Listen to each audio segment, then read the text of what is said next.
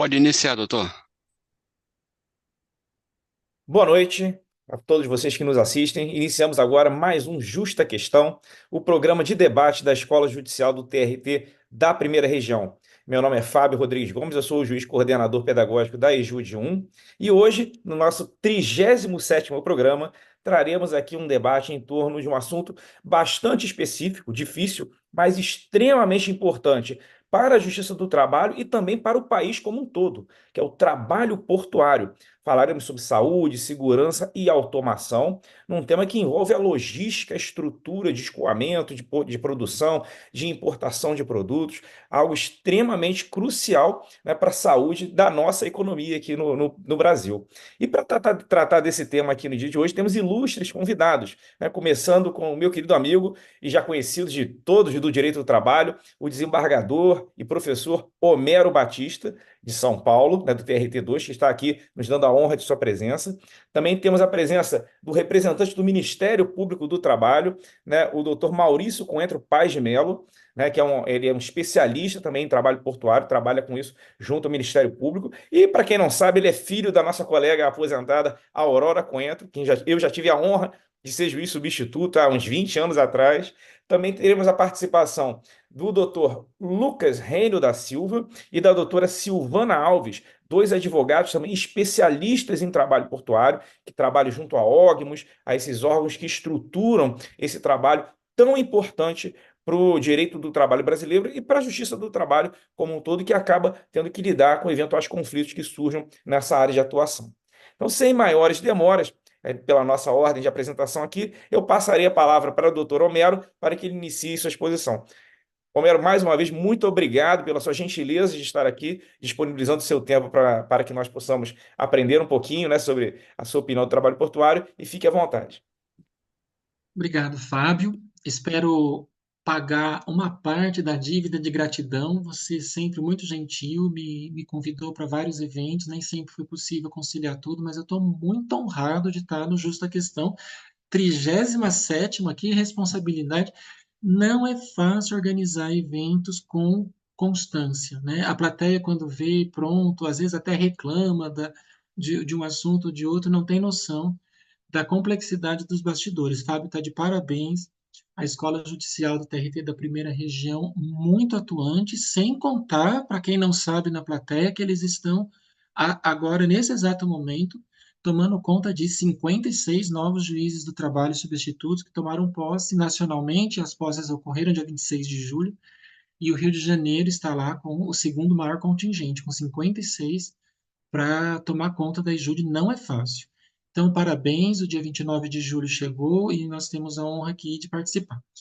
Também, para quem não sabe, na plateia, os especialistas são o Lucas, a Silvana e o Maurício. Eu estou aqui pela generosidade do Fábio, não sou especialista em portuário, os dois advogados atuam como já foram apresentados, e o doutor Maurício faz parte da tropa de elite do Ministério Público do Trabalho que cuida do assunto portuário. Eles têm uma coordenadoria vultosa, muito valorosa. Tive a honra de conhecer as pessoas que atuam em Santos, aqui no meu regional. Tive a honra de conhecer a Flávia Bauer, que tinha aquela coordenação nacional, os rapazes aqui, o Lestrade, o Klug e o Miron, que atuam aqui em Santos. E eu vou procurar apenas chamar a atenção aqui para alguns aspectos, se me permite, Fábio, que eu chamaria de introdutórios, porque a minha participação realmente é modesta.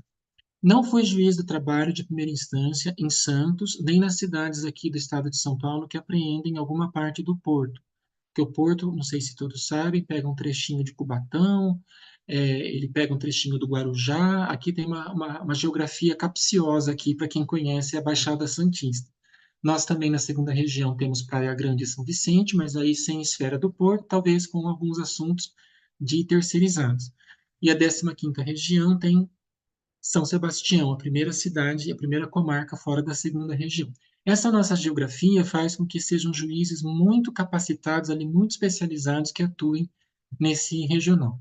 Mas como desembargador, evidentemente, a superposição faz com que a gente tenha que saber de tudo um pouco, né, para poder lidar com essas demandas. Bom, na apresentação, o Fábio falou de um assunto que deve ser de importância nacional, e eu queria dizer também, Fábio, que se nós temos orgulho da nossa área do direito do trabalho ter uma vocação universal, porque todos temos as mesmas angústias, os mesmos anseios, o trabalho como fonte de dignidade, o trabalho como fonte de sobrevivência para a maioria das pessoas, não há exemplo mais candente de vocação universal na nossa área do que o trabalho portuário e, por extensão, trabalho marítimo, como o procurador Maurício lembrava antes da transmissão, porque a universalidade aqui é total. Não há como a gente dizer que é uma realidade específica de Santos ou de Paranaguá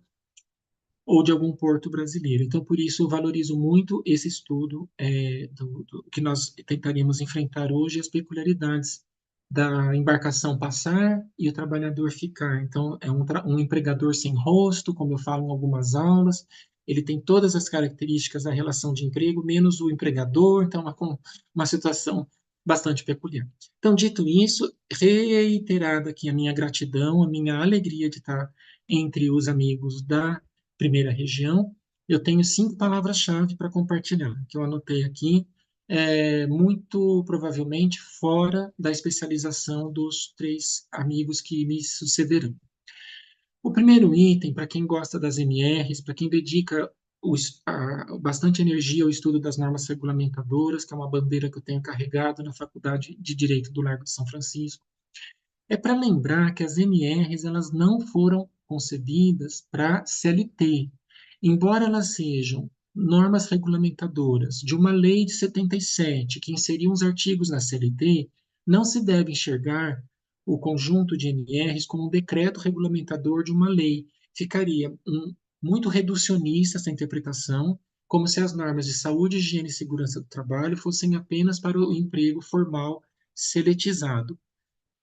Há carradas de argumentos para sustentar que as NRs são o esteio, elas são o acervo conceitual da saúde, higiene e segurança do trabalho de todas as ocupações. Aliás, até mesmo dos estatutários. É alguma coisa bem mais subversiva do que a gente pensa. E isso inclui a administração pública direta e indireta. Então, isso inclui os trabalhadores avulsos. Se porventura alguém cogitasse remotamente de dizer que eles não sejam público-alvo das NRs, eles elaboram em erro, estarão em mau caminho, porque as NRs, como a gente popularmente conhece, né, as normas regulamentadoras, foram uma concepção para todos. Isso aparece na NR1, se por acaso alguém muito legalista quiser a frase, lá nos itens, a gente fala itens lá, né, porque elas não são normas feitas por juristas, são feitas por físicos, biólogos, químicos, engenheiros, então elas fazem itens e subitens.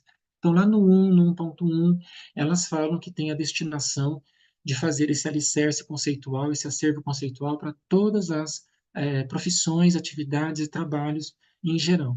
É muito além da CLT. Então, estou muito à vontade, não só para pegar a NR dos portuários, a NR supervenientes, e sim para pegar o pacote completo das 28 NRs concebidas em 1978. São 28 as NRs originais, que são bastante conhecidas assim do grande público pelas siglas, né, pela CIPA, pelo SESMIT, mas talvez um pouco menos conhecidas nas suas camadas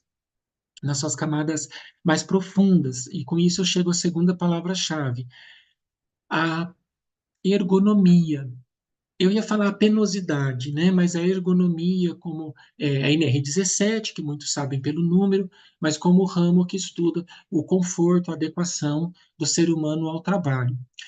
Por que que eu trago a 17 aqui como segundo pensamento? Poderia trazer a discutir CIPA, né, NR5, poderia discutir EPI da NR6, os equipamentos de proteção individual, mas a NR17, nas suas mal traçadas linhas, assim, ela é uma NR modesta, mas era o que era bem avançada em 1978, foram pioneiros que lançaram já a preocupação.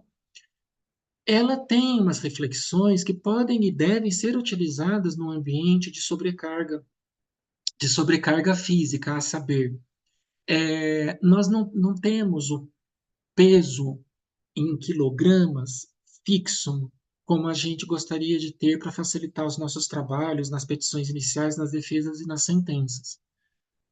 A penosidade começa tanto mais quanto dificultosas sejam as condições de trabalho. Há estudos fantásticos, até filmes que são feitos em palestras de profissionais da ergonomia, que mostram que aquele nosso famoso galão de água de 20 litros, que tem na maioria das cidades brasileiras, ele pesa, ele tem uma carga diferente à medida que mudem as condições de pega. Eles usam muito a palavra pega, né? Então, uma coisa é você pegar com a mão molhada, abraçar o galão e sair correndo para transportar. Esse é o pior cenário existente. Outra coisa é você pegar com uma luvinha, uma luva ali com aderência. Outra coisa é pegar e tirar de uma mesa e colocar na outra mesa assim, e não pegar de cócoras e levantar e não pegar e sair correndo. Então, o porto, eu já estou imaginando várias questões, ao mesmo tempo que a carga pode estar estática, pode estar dinâmica, pode ter ajuda hidráulica, pode ter a pessoa que saltar madeiras, o salto também é estudado lá para fins da carga, saltar, ou caminhar, ou correr. Então, desde 78, existe uma frase, eu falo na sala de aula, às vezes alguém fica me olhando e fala, é uma reforma, é uma MP, né? Uma medida provisória. Não, é um pilar da ergonomia de que o peso ele não é fixo, ele é dependente das condições de trabalho. E o peso não pode ser tal que comprometa a estrutura do ser humano, comprometa o organismo. Então, aquela frase dos 60 quilos da CLT, que a gente decora, e decora para exame de ordem, e decora para concurso, ela é, no mínimo, obsoleta, podendo ser sustentada até que ela esteja revogada, mas por enquanto eu vou só dizer que ela é obsoleta, e 20 e 25 quilos para mulheres e crianças, a depender de ser duradouro ou ocasional. Aquilo lá, para sustentar que está em vigor, teria que ser assim: está em vigor como sendo peso máximo se nada mais der certo, supondo que todas as outras características facilitadoras tenham sido preenchidas. Porque para a NR17, nós temos que ver de acordo com a a complexidade do trabalho e essas variáveis que eu comentei, de caminhar, de pegar com luva, sem luva, correr, pular, saltar, ou ter que abaixar-se e subir. Os ergonomistas fazem cálculo matemático. Vários ógmos e várias empresas chegam a pagar essa consultoria para saber qual é o peso que pode ser carregado naquela circunstância, com aquele movimento de troncos, de braços, etc. Então, nós já, há tempo eu estou falando isso, Fábio, pensando também a plateia eclética, incluindo alunos, incluindo estagiários, não vão se seduzir com aqueles 60 quilos da CLT, achar que aquilo está abafando quem decorou aquilo e põe o saco de 60 quilos nas costas da pessoa e vamos embora. Aquilo é passado, a gente tem que respeitar que os nossos antepassados tinham aquilo como o estado da arte naquela época, mas para isso existe a evolução da ciência e a evolução do direito. Isso sem contar, para acabar esse meu segundo item, sem contar que se porventura alguém estiver diante do trabalho adolescente, do trabalho juvenil. Eu não estou nem falando trabalho infantil, porque não é a esfera de hoje, discussão sobre as piores formas de trabalho. Eu estou dizendo trabalho lícito que houver, envolvendo aprendizes, né? Normalmente a gente fala aprendiz, eu sei que as idades já mudaram, mas a gente pensa nas pessoas de 14 anos a 16 anos e o mercado de trabalho quase integral dos 16 anos em diante. Para essas pessoas, eu elogiava o trabalho do procurador Maurício sobre a importância dos tratados internacionais. Para essas pessoas, nós temos como destinatários um tratado internacional específico, que é conhecido como Erradicação das Piores Formas de Trabalho, Convenção 181, em cujo decreto ratificador, o decreto regulamentador, o Brasil fixou pesos bem abaixo em se tratando de corpos em desenvolvimento, que são os corpos dos adolescentes, meninos e meninas separadamente, atividades estáticas e dinâmicas. Depois vocês deem uma olhada, mas eu estou me referindo a algo como 15 quilos, 11 quilos e 7 quilos. Então, se já era temerário falar em 60 e 25, que dirá para a população na faixa abaixo dos 18 anos. Eu preciso tocar nesse assunto, porque as pessoas, em geral, associam com o trabalho adulto, o trabalho penoso, mas existe uma pleiade de atividades, uma profusão de atividades, e não será surpresa se encontrar uma pessoa de 17 anos, entre idas e vindas, no ambiente portuário. Então, excepcionando-se os menores de 18 anos, eu quero destacar a importância da NR17, desses cálculos matemáticos, para não ficar à mercê de normas perdidas aí, que eu chamei de obsoletas. Outro ponto também, a título introdutório, para o grande público refletir, é que, como professor de Seguridade Social, que eu acabei me tornando, a gente tem que estudar na Previdência Social uns artigos escondidos que não tiveram tantas luzes na literatura sobre trabalho avulso em Porto Seco. A Previdência Social ela é pioneira de muitos aspectos, premidas pelas conjunturas sociais. Ela foi uma das pioneiras em união homoafetiva, uma das pioneiras em consórcio de empregadores, uma das pioneiras em regulamentar profissões que não eram tão conhecidas. E lá pelas tantas, já faz quase 20 anos, ela falou que nós podemos usar o conceito do trabalho avulso saindo do conceito do mar, saindo do ambiente marítimo. A gente tem a cabeça totalmente associada ao trabalho avulso com os portos. E nós podemos ter esse sistema que eu brinquei no início, do empregador sem rosto, né, do trabalhador que está habitual, remunerado, em caráter pessoal e de maneira onerosa, em grandes escoamentos de grãos, como de que o Brasil é famoso, em que a produção agrícola se concentra em um porto seco, como se fala, e dali vai direto para o transporte. E isso pode ser feito, existem experiências bem-sucedidas no interior de São Paulo, no interior do Mato Grosso, e nós usamos o raciocínio e a legislação do trabalho avulso. Então, embora hoje nós estejamos aqui com grandes especialistas de portos marítimos, e a ideia é essa, e são 99% dos casos portos marítimos, queria lembrar a plateia do avanço dos estudos dos portos secos.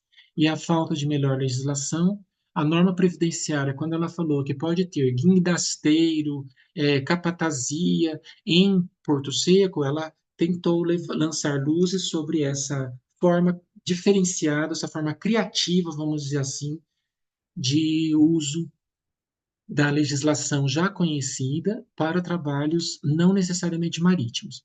A minha amiga Vólia, talvez esteja até na plateia, ela tem até mesmo uma ideia, Fábio, de que enquanto não for regulamentado o trabalho de plataformas, poderia ser aproveitada a legislação do trabalho avulso. Ela diz, não é o melhor dos mundos, plataforma que eu estou dizendo é motorista, né? Motoristas de plataformas. Não é o melhor cenário, mas garantiria pelo menos uma rede, um colchão, uma rede de segurança, como falava Valentim Carrion.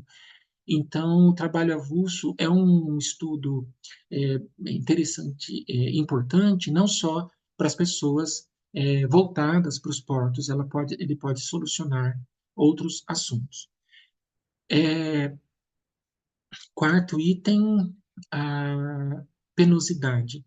O Brasil demora 36 anos para regulamentar a penosidade, que tem assento constitucional, mas algumas pessoas com quem eu converso falam assim, é melhor que não regulamente, porque eles têm um pesadelo de transformar a penosidade em adicional de penosidade e falar, pode carregar 80 quilos desde que receba um valor, e aí danou-se, né? O pouco que nós tínhamos se perde. Então, essas pessoas que são muito preocupadas com os malefícios da monetização da saúde do trabalho, elas já chegaram à conclusão que nesse assunto talvez o silêncio seja mais adequado. Eu sei que é um assunto delicado, nós não queríamos que fosse monetização, mas nós não tivemos a regulamentação da penosidade. Então, enquanto isso não chega, nós temos que nos virar com as regras existentes. O peso de que eu falava ali no item 2 não deixa de ser um estudo da penosidade, e a alta penosidade, ela não sensibiliza. Esse é um assunto que eu queria abrir o coração, assim, um assunto fora do direito, mas eu já, por transitar na Fundacentro e em outros institutos de saúde e segurança, eu vejo muitos pesquisadores dizendo assim, eu não sei como vocês permitem que esse trabalho exista com a alta penosidade, porque não há remuneração que pague. E aquela frase dizendo assim, mas é melhor assim do que não ter emprego, é uma frase bastante desrespeitosa e não leva em consideração a possibilidade de nós capacitarmos essas pessoas para que eles tenham outros horizontes. Exemplo concreto, o corte da cana, que a gente ficava anestesiado achando que aquilo era um trabalho que proporcionava renda para as pessoas, e é um trabalho degradante de ponta a ponta, penoso de ponta a ponta. Então, veio em boa hora, pelo menos no estado de São Paulo, por força do direito ambiental, a erradicação dos trabalhos naquela modalidade, né?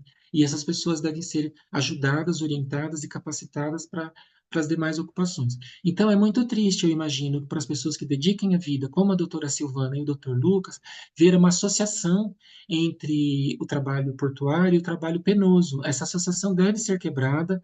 Eu sei que vários esforços têm sido feitos, né, passando pela mecanização. Isso envolve recorte de gênero, e porque isso dificulta a inserção da mulher no mercado de trabalho.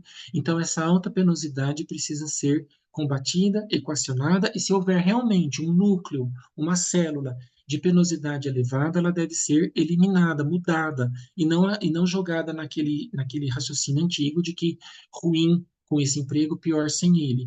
A gente tem que pensar em outras soluções. Para terminar, minha quinta reflexão é mesmo agora como apreciador de recursos ordinários, de pedidos de adicional de periculosidade, mas não afetam ao mundo portuário ou ao mundo dos avulsos, e sim as mercadorias que são transportadas. Esse é um assunto para o qual não foi dada a devida atenção. A turma a que eu pertenço, a 17ª turma da segunda região, ela tem julgado improcedentes os pedidos sob o fundamento da aleatoriedade ou da ocasionalidade com que algumas mercadorias podem ser transportadas. Eu explico. Se porventura tiver ali no meio, tem roupas, calçados, não sei o quê, e aparece algum líquido inflamável. Nossa NR16 não foi prevista para isso, não é prevista para aumento salarial. Era uma circunstância própria das questões originais de explosivos e inflamáveis. Então, eu tenho visto um aumento alarmante de demandas de adicional de periculosidade, mas, repito, não afeta as condições de trabalho, não é que o porto está em cima de um barril de pólvora ou de um tanque de óleo diesel, e sim discussão sobre qual é a carga transportada em um local multimarcas, né? Não estou falando que seja um local específico de explosivos inflamáveis. Não tenho visto tanta discussão por ser mercadoria, mas queria lembrar que talvez essa seja aí uma nova brecha para os nossos próximos anos. É isso, Fábio. Falei um pouquinho mais do que eu desejava, mas estou ansioso para ouvir Maurício, Lucas e Silvano. Muitíssimo obrigado.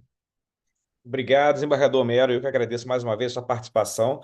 E, de fato, né, você vê que é um tema que ele comporta diversas ramificações, né, e essas reflexões que você fez aqui com a gente, tanto da importância da expansão do olhar, né, que a ANR ela não se restringe ao trabalhador que é regido pela CLT, como também sugerido pela Vória, né, pela minha amiga Vória também, a possibilidade de aplicação de algumas regulamentações do avulso para um tipo de trabalho novo, né, que ainda se depara com uma certa lacuna regulatória, de acordo com algumas interpretações.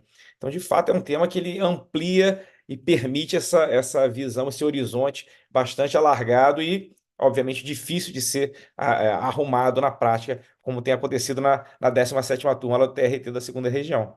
Então, continuando aqui o nosso debate, eu passo a palavra agora para o procurador do trabalho, o doutor Maurício Coentro. Mais uma vez, doutor Maurício, muito obrigado pela sua gentileza de participar aqui do nosso debate, representando, na verdade, não representando o Ministério Público do Trabalho, que parece que o que ele fala vai vincular a instituição, mas ele é originário do Ministério Público do Trabalho e fala em nome próprio aqui, dando as suas opiniões pessoais em torno desse assunto tão peculiar, tão difícil, e que é importante que os juízes, né, que a nossa audiência em geral, dê a devida atenção. Mais uma vez, obrigado, doutor Maurício, e tem a palavra.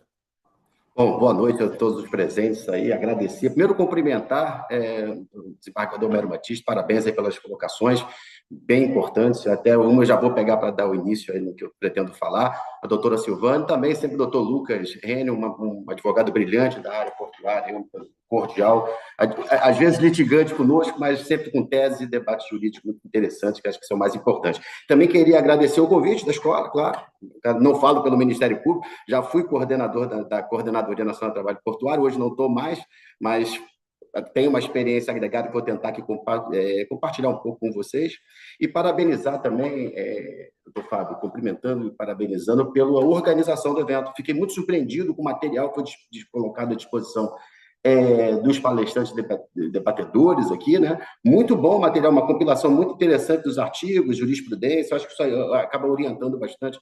Eu dei uma folheada rápida, um documento grande, mas achei muito interessante. Então, parabéns, eu acho que isso pode ajudar, inclusive é um material que vai ajudar os juízes novos que estão tomando posse a se orientar nessa temática, que é uma temática especializada.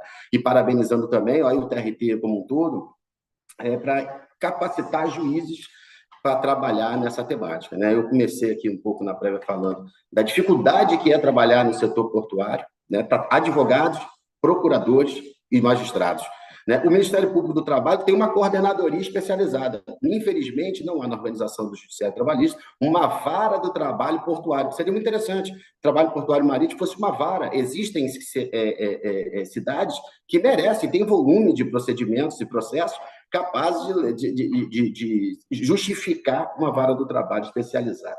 É um tema muito espinhoso, é um tema diferente, não é um tema que segue a CLT, a gente que faz concurso público na área do direito do trabalho, a gente fica preso à CLT e aos princípios que regem o direito do trabalho de uma forma geral. É normal, a gente estuda isso, quando se estudar ali, vai passar, né? Na nossa época a gente estudava 8630, a antiga lei de modernização dos portos, né? E aí a gente vai dar uma lida na legislação, mas a gente ainda traz ali aqueles princípios do direito do trabalho como um todo, né? E, na verdade, a gente fica um pouco preso àquela dinâmica do chão de fábrica. Só que o porto é diferente. O porto, você não encontra tanto o empregado subordinado. Tem a figura do trabalhador portuário avulso. Então, isso é importante a gente trazer sempre. Então, capacitar o juiz a ter essa visão diferente é uma iniciativa muito importante que a gente sempre fala para os tribunais que têm portos gigantes, portos como Paranaguá, doutor Silvano, sabe? O tamanho do Porto de Paranaguá e os problemas que isso atrai para o mundo do trabalho, Santos, Rio de Janeiro e outros portos por aí. Então, o doutor desembargador Melo foi uma coisa muito interessante, são as normas regulamentadoras. Eu vou até começar por aí, porque nós estudamos também aquelas normas que tratam dos instrumentos básicos de proteção do meio ambiente do trabalho. Então, aqui a gente pega um pouco a segurança do trabalho. Então, você vai ter lá o SESMIT, você vai ter a CIPA, você vai ter todos os elementos do universo do trabalho como um todo. E a gente sabe que existe uma NR específica o trabalho portuário. Ou seja, no trabalho portuário, a gente observa a NR29, que é um desafio muito grande, a NR29. Então, por exemplo, só que a NR29, ela traz elementos, assim como a CLT não se aplica de uma forma geral ao trabalhador portuário avulso e à sistemática do direito portuário, ela vai trazer elementos diferenciadores. Então, o SESPIT, que é o SESMIT do trabalhador portuário, é diferente do SESMIT que a gente encontra numa fábrica, numa indústria localizada fora do porto. A mesma coisa com a CIPA. A CIPA traz uma condição muito interessante. A eleição dela é diferente, a composição da CIPA do porto é diferente, que não é CIPA, é CPATP. Então, são instrumentos previstos, e como o doutor Melo pontuou muito bem, previstos por especialistas, por técnicos, até para o dimensionamento desse quadro, né? Até para esse dimensionamento que é feito especificamente para a área portuária. Então, vejam, a gente tem uma capacitação dentro do Ministério Público do Trabalho vinculada à CONATPA, né, que é a Coordenadoria Nacional do Trabalho Portuário. Eu fui coordenador por 2 anos e trabalhávamos direto na tentativa de implementar a Lei de Modernização dos Portos. Já estava no final da lei, porque em 2012 vem a MP 595, não sei se alguns vão lembrar, que era a MP dos Portos, né? O Antônio Garotinho, era deputado, lançou essa em plenário. Então, ficou uma discussão muito grande, se era urgente, se não era, e essa MP 595 virou a 12.815, que é a lei hoje vigente para regulamentar esse tipo de trabalho. Lembrando que a lei 12.815 não é só para trabalho portuário, tem uma série de normas, mas o que nos prende aqui é o trabalho portuário. Então, o que a gente tem que lembrar, por exemplo, quando a gente está falando um pouco aqui da NR29, voltando, que eu pulei, tem 2 instrumentos da NR29 que eu acho muito interessante. Aí, doutor Silvano, se quiser falar depois, acho que vale a pena citar, que é o plano de ajuda mútua e o plano de controle de emergência. Por quê? Num porto organizado, trabalham vários empregadores, vários tomadores de serviço, vários operadores portuários, autoridade portuária. Então, é uma série de atores Atores que a gente pode abrir aspas de empregadores ou tomadores daquela mão de obra, que pode ser vinculada, terceirizada, avulsa, um sem número de atores, dentro de um espaço delimitado por decreto, que é o porto organizado. Então, a ANR traz esse plano de ajuda mútua. Olha, gente, todo mundo precisa se ajudar para assegurar o quê? Um eventual dano ao meio ambiente, uma eventual emergência que possa, um vazamento de uma carga. O Homero também falou sobre a questão dos piores formas de trabalho infantil. Eu não lembro se na portaria específica das piores formas tem o trabalho portuário, mas lá tem vários itens, que transporte de carga, alcoólico, trabalho confinado, tudo isso você vai ter no trabalho portuário. Então, veja que o trabalho portuário é muito dinâmico. É uma série de trabalhos junto, uma série de atores trabalhando no mesmo lugar. Então, por isso a NR29 tem 3 elementos. Eu acho que é importantíssimo para o juiz do trabalho saber manusear ali essa NR29, que ela é diferente das outras NRs. Ela tem peculiaridades, traz aqueles princípios. Então, lembrando que eu questionei muito em plenário, eu tive uma audiência pública para falar sobre a Lei 12.815, no debate sobre a Lei do Esporte, e questionei muito a questão da urgência em se aplicar uma medida provisória para tratar de ógimo, por exemplo. Porque o ógimo, ele sempre foi, desde 93, ele vem tentando se criar uma figura de um ógimo. Né? O ógimo, ele vem sofrendo um aperfeiçoamento, que, a meu ver, doutor Silvano, aí pode também debater, porque o debate é importantíssimo, ainda tímido, mas hoje muito melhor do que outrora. A gente fiscalizava o ógimo que não funcionava, o ógimo não funcionava. Era uma longa manos do operador portuário para burlar direitos trabalhistas. Esse a gente viu muito no Ministério Público, foram várias ações. Só que hoje a gente já tem setores, já tem portos, perdão, que têm organizações de mão de obra, gestão de mão de obra efetiva e profissional. E aí, só para dar um exemplo, o antigo artigo 18 da 8630, 18 ou 19, não lembro certo, mas acho que era 18, dizia que, resumidamente, havendo convenção, acordo, negociação coletiva, a gente pode afastar o ógimo da atuação da atividade portuária. Basicamente era isso. E aí vem a medida provisória, que trazia umas peculiaridades, e a lei passa com a seguinte redação, a mesma da 8630. Bem, qual é a discussão? O que mudou? Nada, mas foi dado um caráter de urgência e repetiu a lei para essa questão. E com isso, muitos começaram a defender, olha, tem acordo coletivo, a gente não precisa. Afasta o órgão de gestor de mão de obra. Isso era uma discussão séria, porque se precarizava a mão de obra. Então, veja, se pegarmos o Porto de Vitória, sempre, na época que eu estava na coordenação, eu trabalhei 18 anos no Ministério Público na área portuária, desde que tomei posse até o ano passado, quando eu fui para a Corregedoria do CNMP, trabalhando diretamente na atividade portuária. Porto de Vitória era, até então, não sei agora, o porto mais organizado, em termos de gestão de mão de obra. Gestão de mão de obra, não estou falando de movimentação, gestão, direitos do trabalhador, organização, rodízio de trabalhadores, equidade nas relações de trabalho, etc. Por quê? Era nítido, porque eles tinham uma intersindical, os sindicatos falavam entre si, conversavam muito bem, leia-se muito bem, de forma equilibrada com o patronal, havia uma negociação e se chegava a um contento. Uma norma fechada, acordada, é mais fácil para o órgão gestor de mão de obra executar, porque ela é uma norma coletiva dentro dos padrões da lei, respeitando a lei e ciente de todas as partes, então o órgão não consegue executar. Quando nós vimos isso muito em Santos, aí o Lucas pode até nos lembrar dos episódios, mas vimos muito. Por quê? Não tinha norma coletiva, o órgão impunha, porque estava na lei, se não tem norma coletiva, o órgão não vai fazer. E aí a gente tinha rupturas entre o capital e o trabalho, normal, porque vem um terceiro e entra com fixação de determinadas diretrizes, né? E causa problema. Lembro de uma vez atuando no órgão de Manaus, como o trabalhador portuário avulso, tem uma restrição, é um mercado de trabalho restrito, protegido, por convenção internacional, inclusive, a 137, depois eu vou falar um pouquinho dela, você acaba que tem que fazer uma seleção pública para permitir que todos possam, então, se habilitar a esse tipo de trabalho. O que acontece? O ideal é que, na seleção pública, essa seleção pública seja feita, seja debatida em convenção, um instrumento da negociação coletiva, com regras, com edital, com tipo de prova, quem vai entrar, quem não vai entrar. Depois de muita discussão, tinha até no edital de Manaus, tinha lá, filho de diretor de sindicato, criava preferências, outras que a gente sabia que eram ilegais, e bastava ler que a gente já sabia que a cláusula era legal. Houve uma intervenção do Ministério Público, a gente entrou com ação e acabou que o MP, junto com o órgão, fez a seleção pública. Então, não teve negociação coletiva, acabou fazendo uma seleção pública. Então, veja como o Estado precisa, junto, né, com o órgão gestor, porque não podemos esquecer que a própria lei traz o órgão gestor de mão de obra como utilidade pública, né? Por isso, como é que você tem numa lei que traz o órgão gestor é de utilidade pública? Como permitir que uma negociação coletiva vai afastar uma entidade, um órgão de utilidade pública?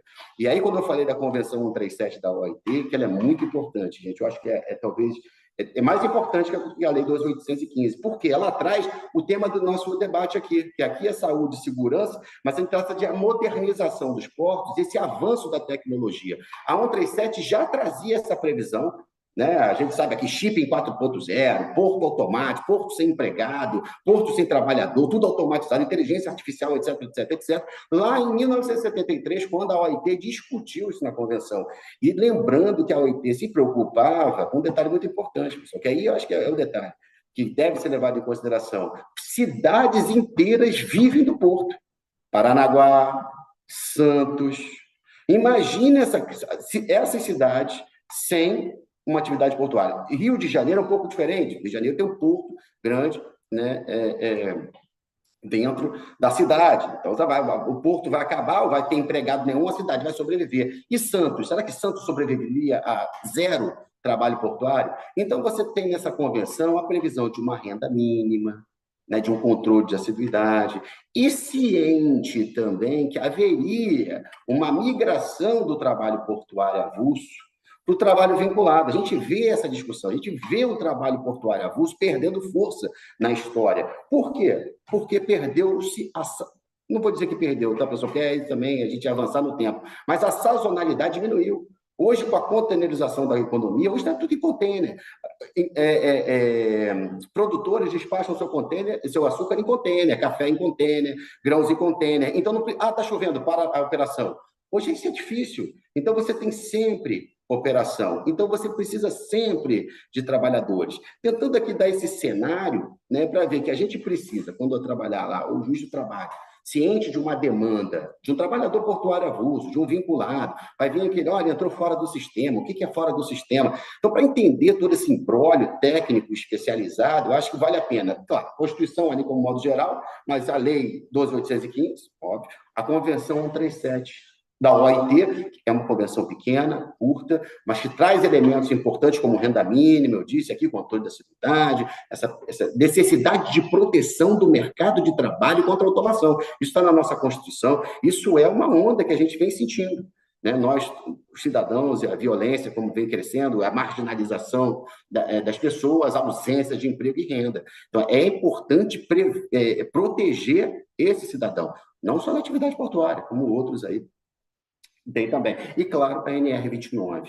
NR29 também, muito importante. E veja, quando a gente vai falar do trabalhador, né, a gente tem muitas ações no Ministério Público do Trabalho, né, veja, a gente via o trabalhador portuário avulso sendo privilegiado em determinadas situações com a sua renda muito elevada, onde eles pegavam, sempre que a gente chamava no Ministério Público, a carga boa. Né? Então, o trabalhador, ele acaba criando grupos, né? Ele acaba criando grupos, se protegendo de antes, até com apoio do sindicato, ou dentro, um racha dentro do sindicato, e eles ficavam circulando sempre naquela carga boa. O que é a carga boa? Aquela carga que exige pouco trabalho, porque ela é containerizada, tudo automatizado, é no joystick, e remunera bem. Enquanto o pessoal que era a base da pirâmide, que a gente falava, você vê como a própria sistemática do trabalho portuário reporta um pouco o que é o mundo do trabalho como um todo. Né? Ficava aquela cúpula ganhando bem, trabalhando pouco, e a base trabalhando muito com sacaria, granel e recebendo pouco, porque o valor agregado da carga era pouco. Então, a gente entrou com a ação no Ministério Público, tentou porque era o rodízio. A lei, olha, uma coisa importante também, a lei que prevê o intervalo 11 horas, é a 979, os números às vezes me confundem, né? Não foi revogada expressamente pela Lei 12.815. Então, ela continua valendo. O MPT tem buscado sempre a aplicação e a defesa do intervalo interjornada de 11 horas. Por quê? Porque com a aplicação desse intervalo, a gente consegue garantir um rodízio da mão de obra. Então, o trabalhador não fica ali, chega o navio, parou o navio, vai trabalhar direto, vai dobrar, fazer dobras, encarga que ele fica com o joystick e vai ganhar muito, enquanto o pessoal da base da pirâmide vai ficar alijado da oferta de trabalho. Então, isso é uma preocupação muito grande e alguns juízes confundiam a nova lei dos portos, né, com a eventual revogação e não aplicação do intervalo interjornada. Então, isso é importante ter em mente que a 9.719 não foi revogada. Então, essa é uma preocupação muito grande. Nós tivemos em Santos, eu me lembro que tive o Grupo Móvel, nós fomos ameaçados de morte, inclusive, teve operação da polícia, fomos na negociação coletiva, explodiram o órgão de Santos e fizeram um enterro solene do TAC 31. O doutor Romero citou o Rodrigo Lestrade, que é um colega de Santos, estava em Santos nessa época, em 2013, não, 2011, onde eles fizeram um caixão, fizeram os trabalhadores portuários avulsos, fizeram um caixão, explodiram, tocaram fogo, enterraram o nosso coordenador à época, era o doutor Ronaldo Fleury, né? O doutor Ronaldo Fleury trabalhava, foi procurador-geral do trabalho, inclusive, enterraram, a gente foi ameaçado, foi aquela confusão, e eu até quando eu já tinha 6 anos de destituição, eu pensava, meu Deus, a gente, MPT, né? O trabalhador contra, brigando conosco, porque a gente queria acabar com o poder de um determinado grupo de trabalhadores. E fazia aquele, vou chamar aqui de panela, para ficar bem claro como e a verdade era assim que funcionava, e alijava no trabalho um sem número de trabalhadores. Então, isso é um ponto essencial, né? Eu estava falando com a doutora Silvana antes também, né? Às vezes, o juiz do trabalho, e aqui, por favor, doutor Fábio, não é nenhuma crítica, jamais, mas é para tentar agregar, de trazer elementos para a gente aprimorar, né? Aprimorar o debate. Aplica regras da CLT para o trabalhador portuário avulso, inclui um determinado trabalhador no sistema do OGMO, aí é uma loucura, porque o sistema do OGMO exige uma seleção pública.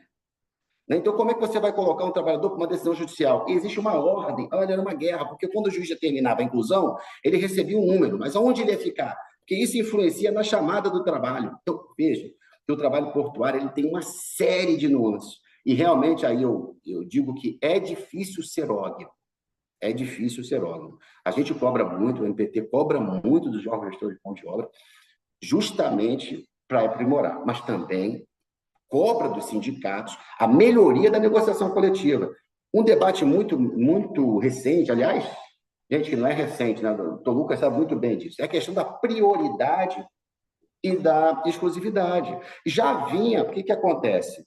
Não, trabalhador portuário avulso, a empresa vai contratar por prazo indeterminado, ou seja, ele vai deixar de ser TPA e vai virar empregado seletista. Aí sim, o operador portuário vai contratar, fim da sazonalidade, ele vai chegar lá, vai colocar, assinar a carteira de trabalho dele, e aí ele vai ser regido pela CLT, com salário fixo, né, vai com subordinação, todos aqueles elementos caracterizadores do contrato de trabalho.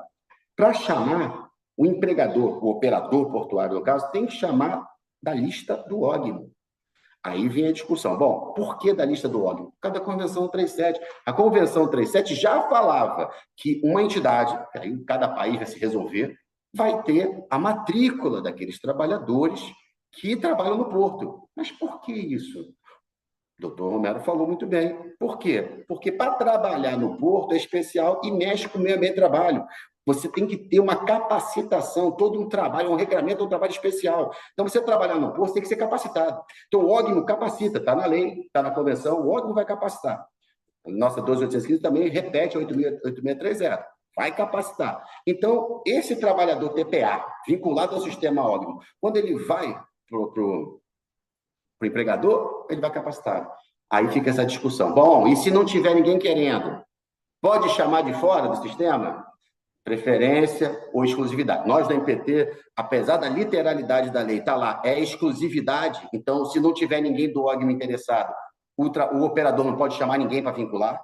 Nós, com a devida vênia, eu, pelo menos, não vou falar nem pelo MPT, mas pode dizer pelo MPT, porque a coordenadoria defende isso. Entendemos pela preferência. Não tendo ninguém, ele pode buscar fora. Eu já falei aqui 20 minutos, estou querendo ficar dentro do tempo, depois do debate a gente pode... Falei muita coisa do óbvio, a doutora Silvana aí pode caprichar mais aí, ficar à disposição também. Pode bater no Ministério Público do Trabalho, eu sei que o Ministério Público do Trabalho às vezes incomoda os órgãos gestores de mão de obra, mas sempre para melhorar a condição de vida do trabalhador portuário. Então é isso. Obrigado, doutor Maurício. Na verdade, assim, essa função do Ministério Público, na verdade, ela provoca o debate, né? E é justamente nessa brainstorm, nessa provocação, que as coisas vão se aperfeiçoando, né? Que a negociação, que a conversa, que o diálogo, que essas idas e vindas vão fechando as lacunas que vão aparecendo. E esse contato que você mencionou, né, do MPT com a realidade ali da vida do trabalhador portuário, do dia a dia operacional do órgão, isso é fundamental, porque aí a gente começa a destacar essas peculiaridades, as nuances, como você falou, aí você começa a entender melhor, né, fica a compreensão das dificuldades da instituição, o que ela pode fazer para tentar evitar uma ausência de trabalhador. Aí você vê que às vezes a lei ela traça um limiar institucional que dificulta o funcionamento de um porto que às vezes, como também bem ressaltado, tem um impacto econômico brutal dentro de uma determinada municipalidade. Então, são muitas questões, né? Esse microsistema, verdadeiro microsistema jurídico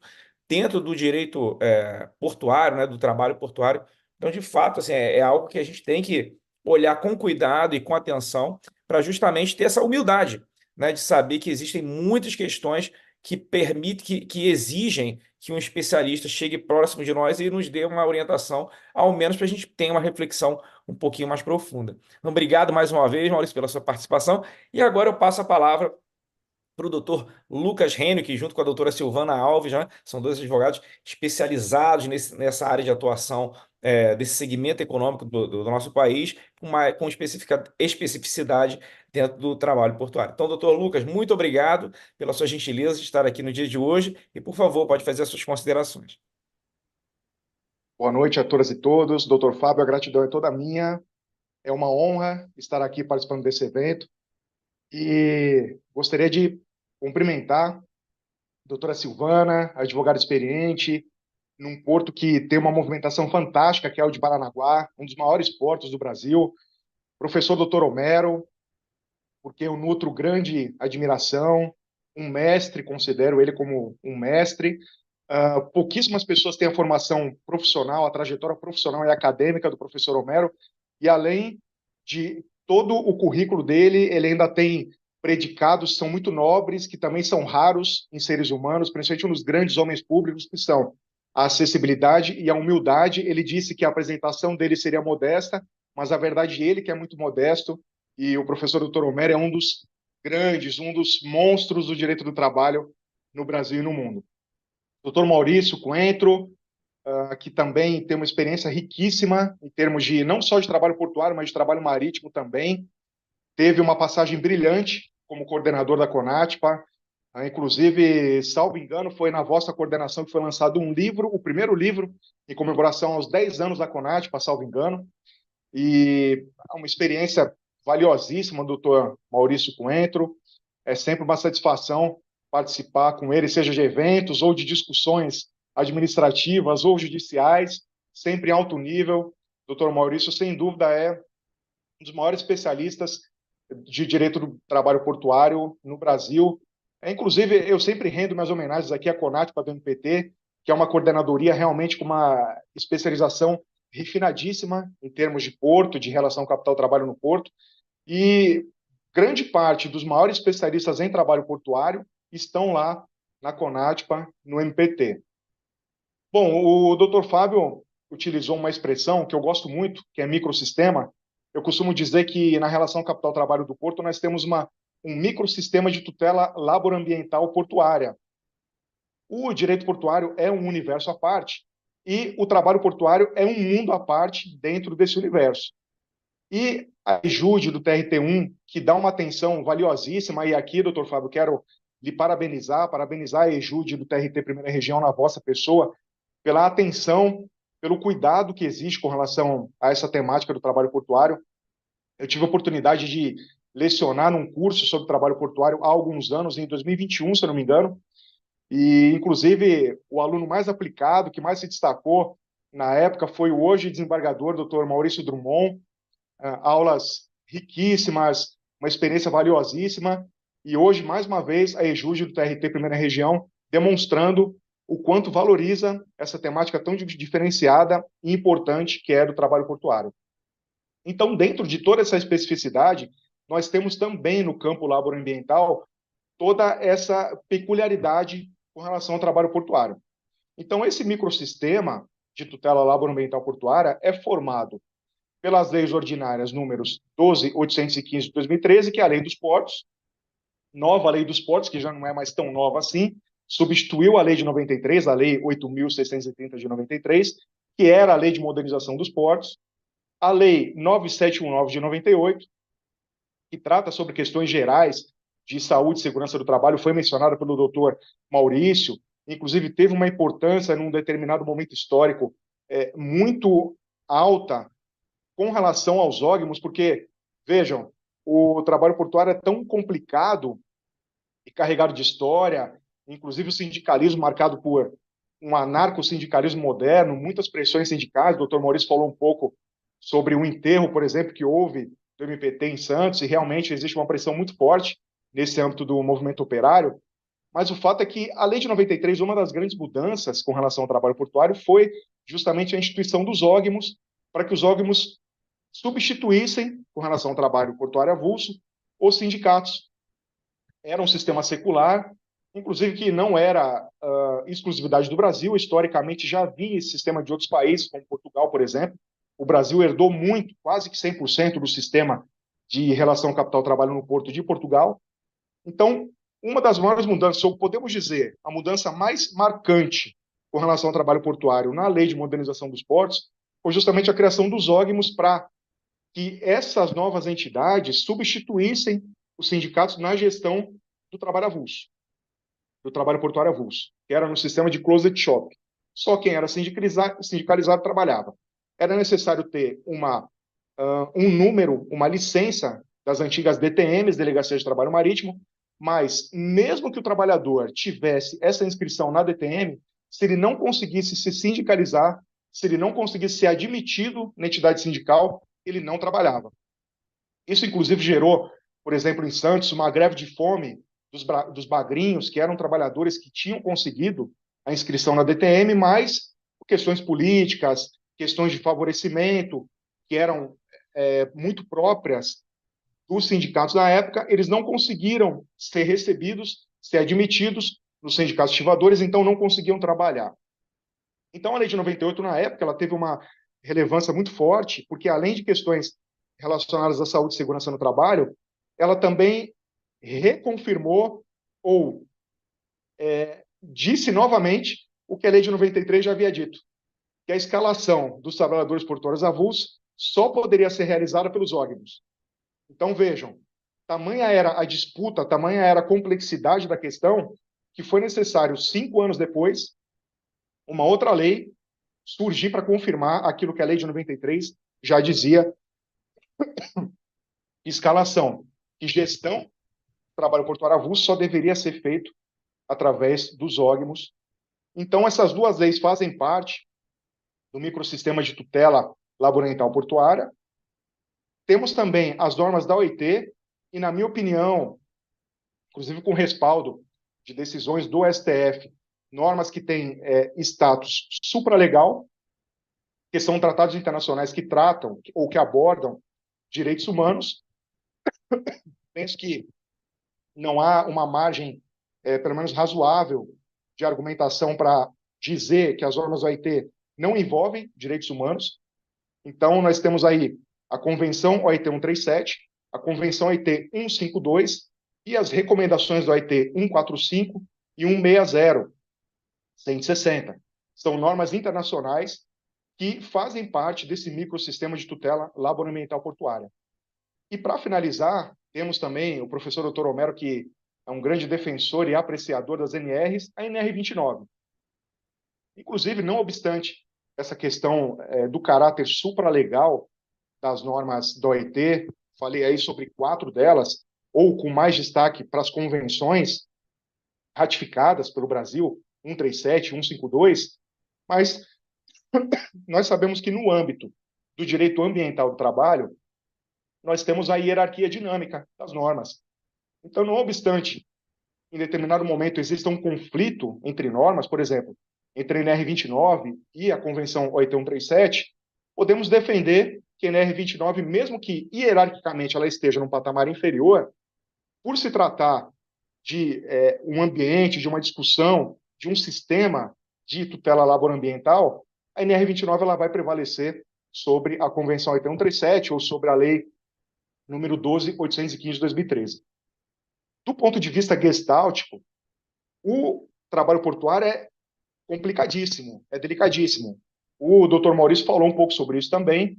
Inclusive, o MPT, e mais especificamente, pude acompanhar durante um tempo um procedimento promocional da PRT da Primeira Região sobre os PGRs no âmbito portuário. E vimos como é complexo isso, como acontece no PAN, como acontece no plano de controle de emergência, essa sintonia entre os diversos atores que atuam no porto. Então, é algo muito diferente em termos sistemáticos, em termos de gestalt, no meio ambiente do trabalho, ou a relação capital-trabalho no porto, porque são diversos agentes diferentes envolvidos e sem uma conexão direta que não seja a da operação portuária.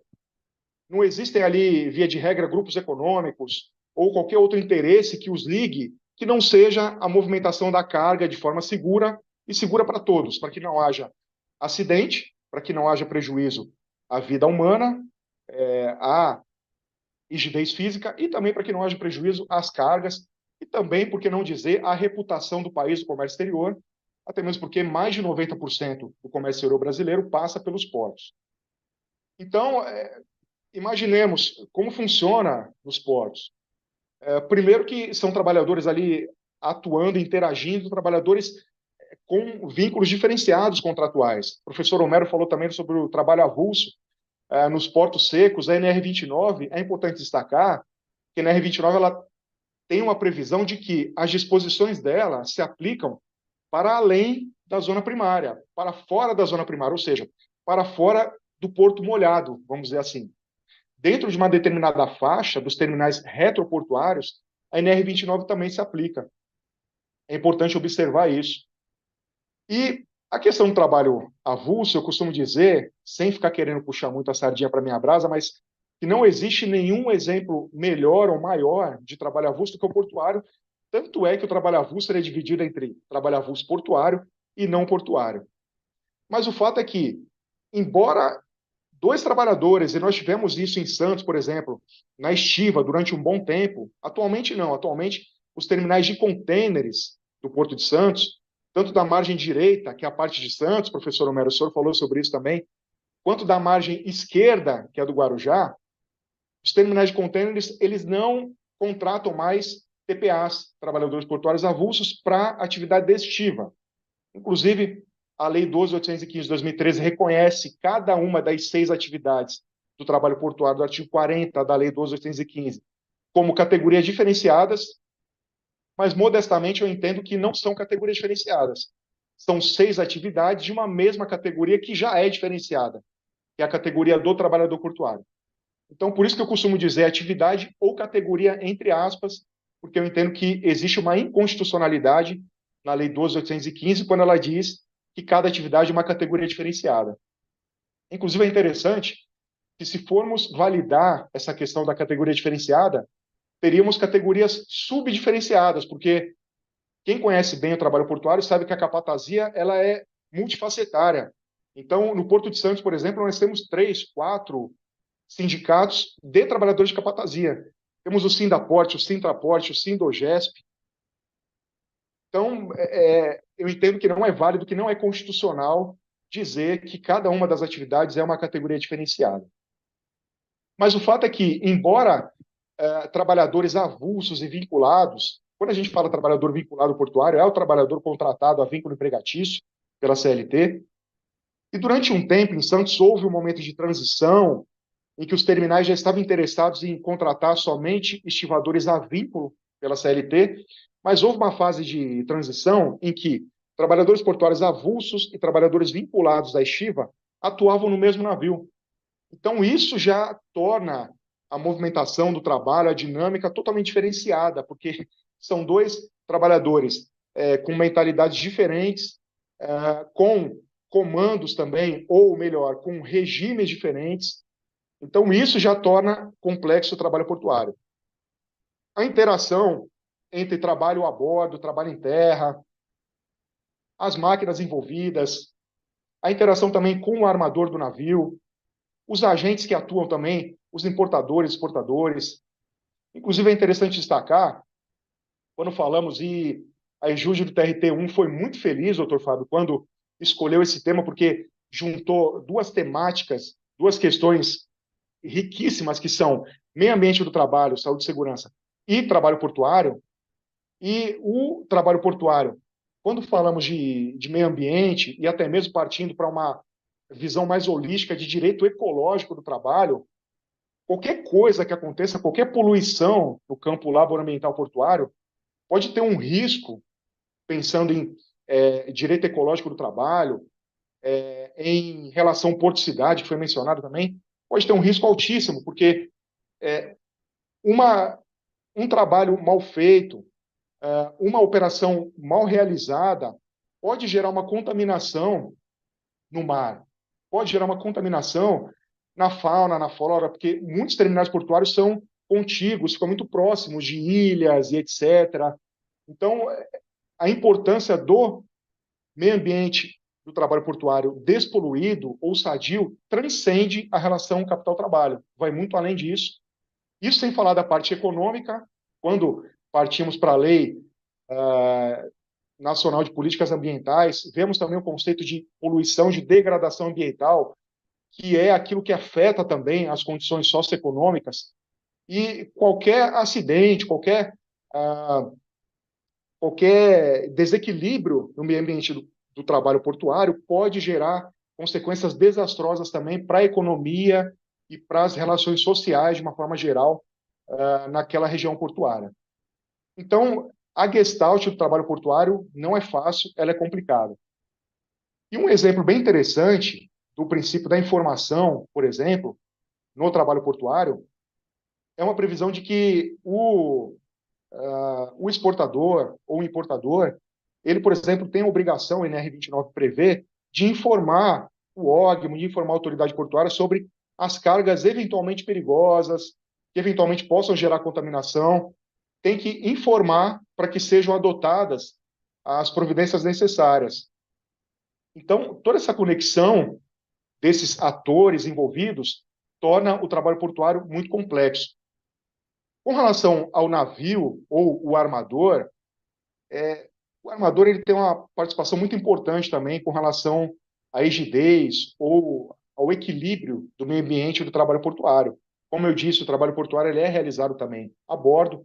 Os estivadores, principalmente, atuam a bordo, não só eles, mas conferentes, consertadores também. Os consertadores, uma roupagem nova, é interessante mencionar. Por quê? Os consertadores, no trabalho portuário antigo, naquela figura que muitas vezes ainda existe no imaginário, na cabeça de algumas pessoas que não conhecem a atualidade do trabalho portuário, mas o consertador ele era responsável quando o trabalho portuário, as movimentações, as exportações, as cargas eram acondicionadas em tambores, em sacarias, em caixas. O consertador ele tinha uma função muito importante que era exatamente como o próprio nome diz, de arrumar essas embalagens quando existia algum problema com elas, de costurar os sacos, de arrumar caixas de madeira, enfim. Com o passar do tempo, com o aumento da utilização dos contêineres, com a movimentação dos granéis, milho, soja, açúcar, enfim, granéis líquidos também, sendo realizados através de maquinários que embarcam a carga através de um sistema de esteiras, de dutos, diretamente no navio, ou retiram do navio também através desse sistema. Esse tipo de atividade de consertar as embalagens acabou ficando obsoleta, acabou perdendo relevância, perdendo aplicação. Mas os consertadores, pelo menos no Porto de Santos, de alguma forma eles foram se adaptando. Então, principalmente na celulose, eles têm um nicho de atuação nas operações do Porto de Santos, e eles atuam a bordo também. Também trabalhadores do bloco, que também com o tempo foram perdendo a atividade original, e é importante aqui destacar, o senhor mencionou, doutor Fábio, a questão do concurso público. Eu não sei até que ponto, eu não estou atualizado nesse sentido, mas até que ponto o concurso público, o professor Homero fez parte da comissão organizadora do último concurso, até que ponto existem tantas questões assim sobre o trabalho portuário, mas uma questão, por exemplo, que se fosse respondida da maneira como a lei está, estaria incorreta, que é a atividade do bloco. A atividade do bloco de batimento de ferrugem, pintura, limpeza da embarcação, o pessoal do bloco já não faz essa atividade há décadas. O pessoal do bloco, com o passar dos anos, foi perdendo essa atividade, foi deixando de ser realizada nos portos. Hoje em dia, com a modernização das embarcações, essa necessidade de bater ferrugem, de pintar, de limpar, ela se torna muito residual, e quando é necessário fazer isso, a própria tripulação faz, muitas vezes até em viagem ou em situações de docagem da embarcação. Mas o fato é que o pessoal do bloco foi, então, se adaptando, perderam a atividade original e foram se adaptando principalmente para realizar uma parte do trabalho de estiva, que é o conexo de estiva nas operações de container. O que é esse serviço? É o serviço pesado realmente da estiva, ou o serviço moderno da estiva, que é pear e despear os containers. Não é apear e desapear, porque não se trata de montar a cavalo ou descer o cavalo, mas pear e despear os containers, que é colocar os varões ou tirar esses varões que fixam os containers durante a viagem. Então, o pessoal do bloco realiza essa atividade.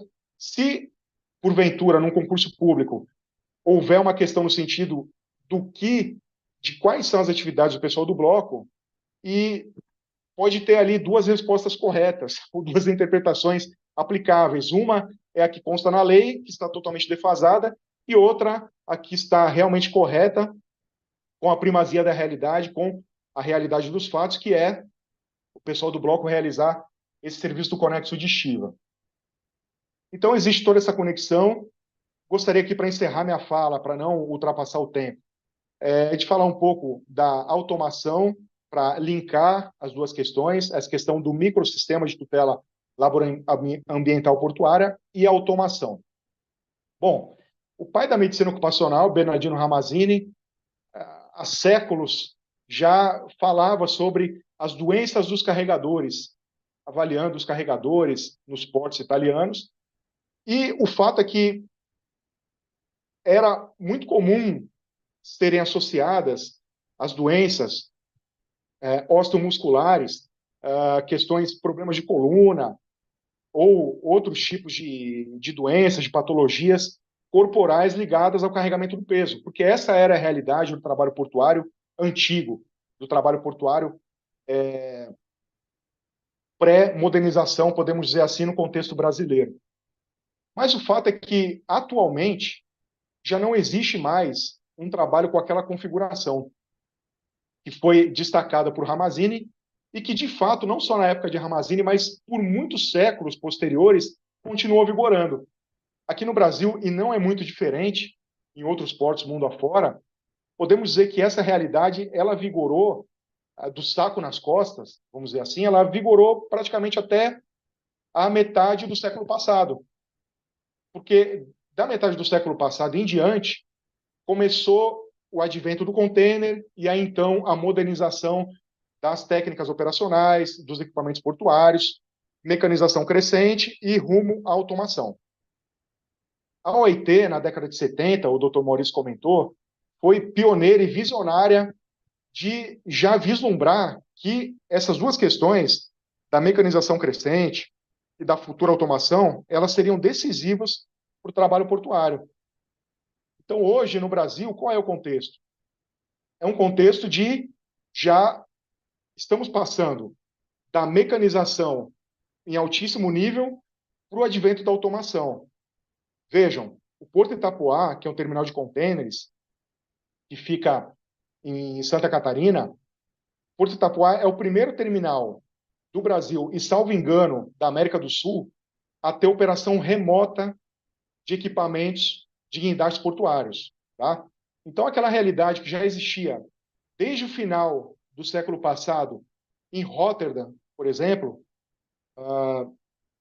e mais próximo aqui, já nesse século, na China, dos terminais fantasmas, ghost terminals, de veículos no pátio do terminal se movimentando por comando remoto, caminhões ou terminal tractors sem motoristas e equipamentos portuários sem um operador ou com um operador atuando numa torre de controle, numa mesa com joysticks, essa realidade ela já chegou ao Brasil. O fato é que no Porto de Santos já existe um terminal de celulose que tem esse tipo de operação. Os operadores dos guindastes, eles não ficam mais na cabine do equipamento, eles ficam numa sala administrativa. Isso para a ergonomia, que foi mencionada pelo professor Dr. Homero, isso para a ergonomia existe um ganho exponencial de saúde e segurança para esses trabalhadores, eles estarem numa sala administrativa comandando os equipamentos à distância. E nos terminais de contêineres, o Porto de Itapoá inaugura no Brasil essa realidade que já existe, como eu disse, na Europa há muito tempo, em Rotterdam, e mais recentemente na Ásia também, de forma crescente, da operação remota de guindastes, de aparelhos. Mais especificamente no Porto de Itapoá, são os transtêneres, que são os RTGs, que são os guindastes, os pórticos de pátio, que movimentam os contêineres nos pátios dos terminais. Então, esses operadores, por enquanto, até onde eu sei, a última informação que eu recebi, cada operador, numa sala administrativa, numa mesa, na posição em que estamos aqui, olhando para uma tela, com joysticks, eles movimentam esses equipamentos, esses RTGs, esses transtêneres, à distância, e cada um desses operadores movimenta apenas um equipamento. Mas a realidade, que já existe mundo afora, é que cada operador possa movimentar ou possa operar mais de um equipamento, mais de um guindaste por esse sistema de câmeras.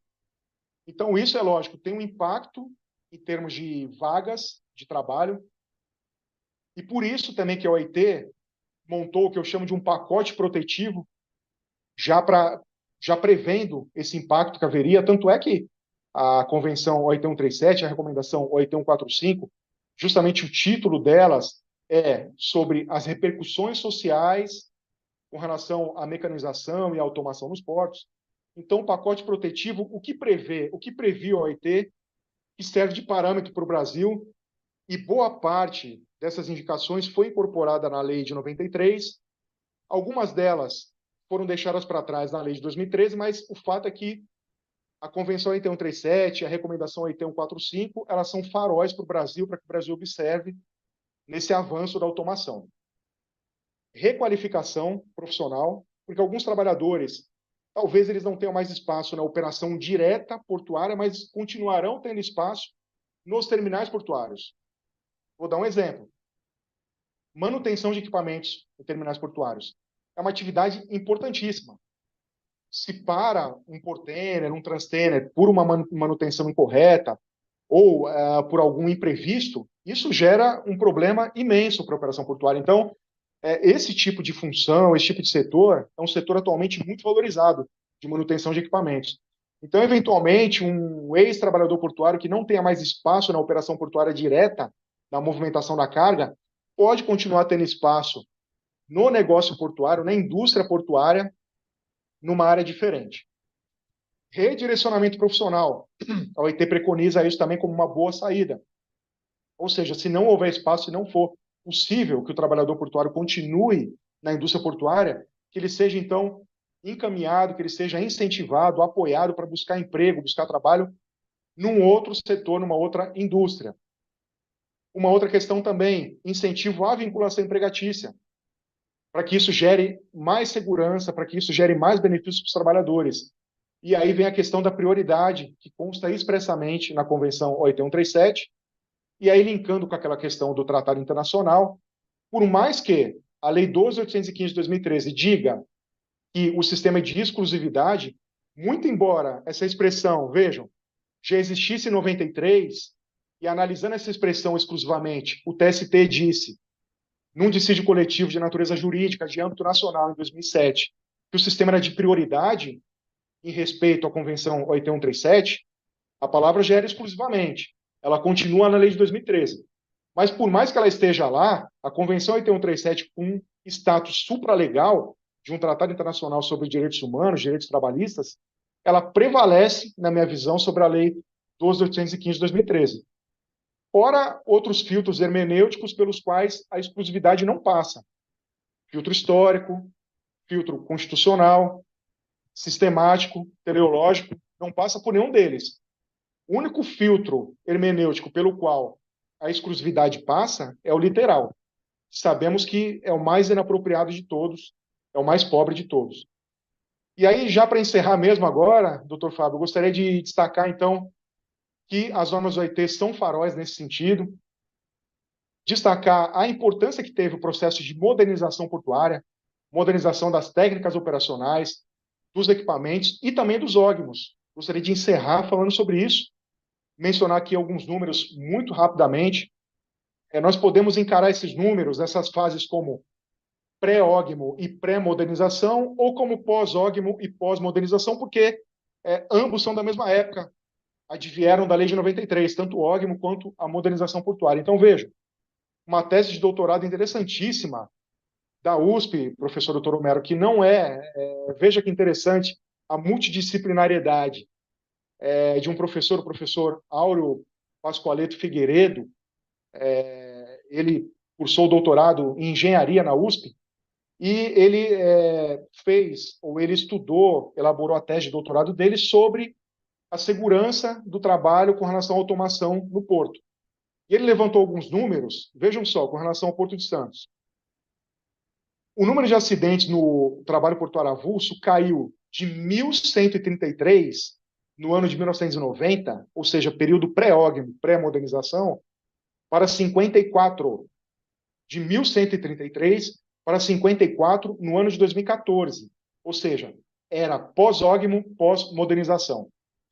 E ele menciona um número que é ainda mais impactante, que é de uma época em que a operação portuária era um monopólio estatal, era realizado pelas companhias docas, a operação de capatazia, a gestão dos terminais.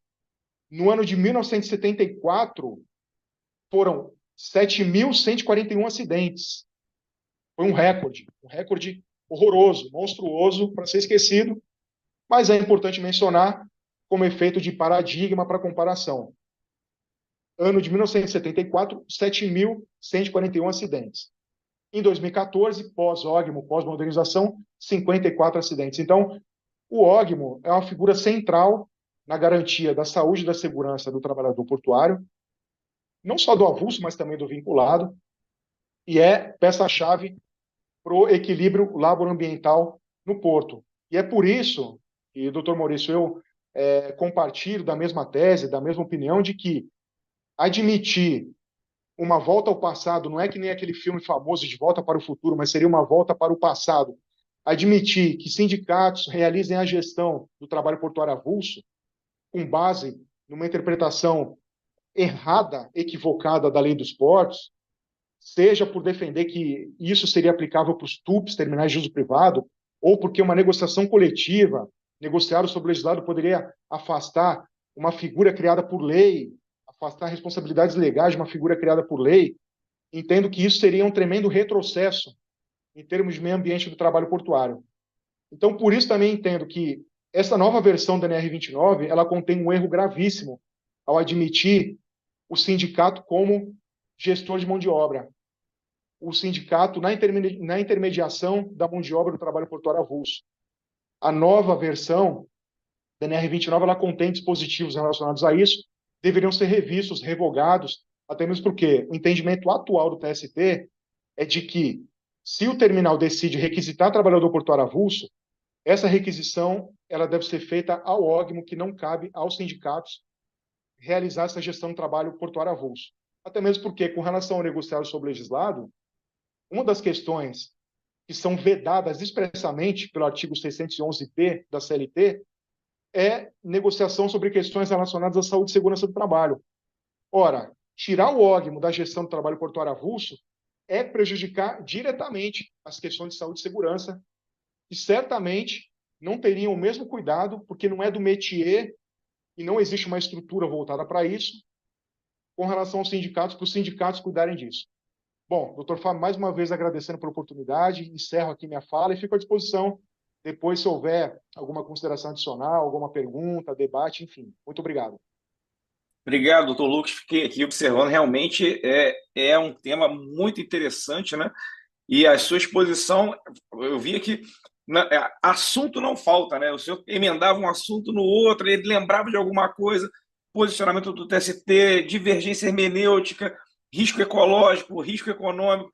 São tantas as variações, os assuntos que são possíveis de serem tratados a partir de um ponto de partida, que realmente a gente vê que a atenção dos tribunais, dos juízes, dos procuradores, de todos nós, sobre esse tema para a ordem do dia, né? É para ontem, para que nós não sejamos pegos de surpresa justamente no momento de decidir, né? Porque é um cabedal de conhecimento tão grande que é importante que a gente vá se aperfeiçoando, se aproximando ao longo do tempo e não de supetão, né? Porque aí vai dar um curto-circuito muito grande na gestão dos processos de todos nós.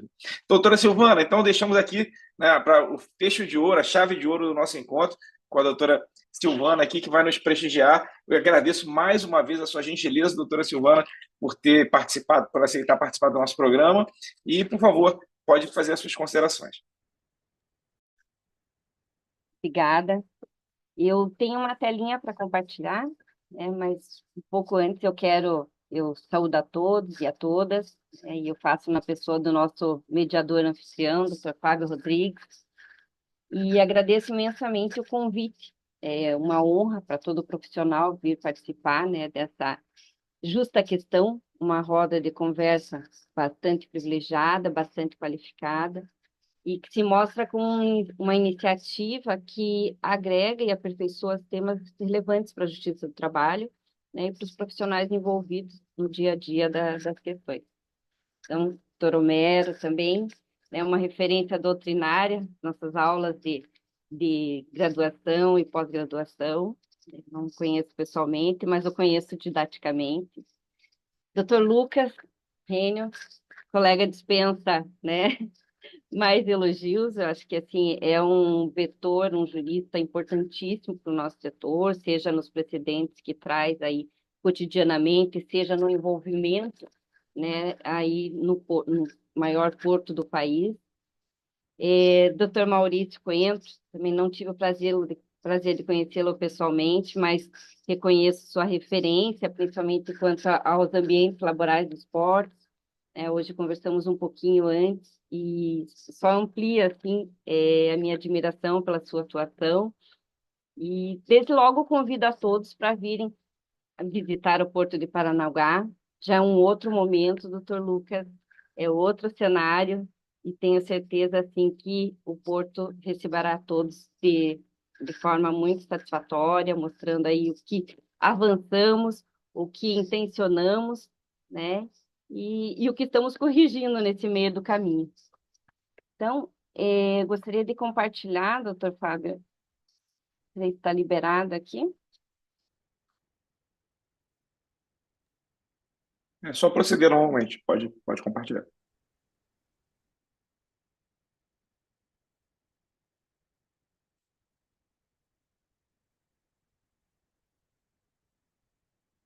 Só me confirme se vocês estão vendo e se está em tela única.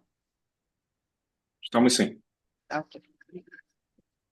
Bom, eu fiz essa só uma pequena referência, né, do que eu vou falar, e conforme nós fizemos aí um calendário, considerando todo o lastro histórico que o Dr. Lucas passou anteriormente, eu vou fazer minha apresentação a respeito do tema sobre o enfoque dos órgãos gestores de mão de obra, né? Então, assim, como já dito, a Lei 8.630, conhecida como Lei do Esporte, ela impôs mudanças profundas nas questões dos portos, como na administração portuária, como na questão da mão de obra.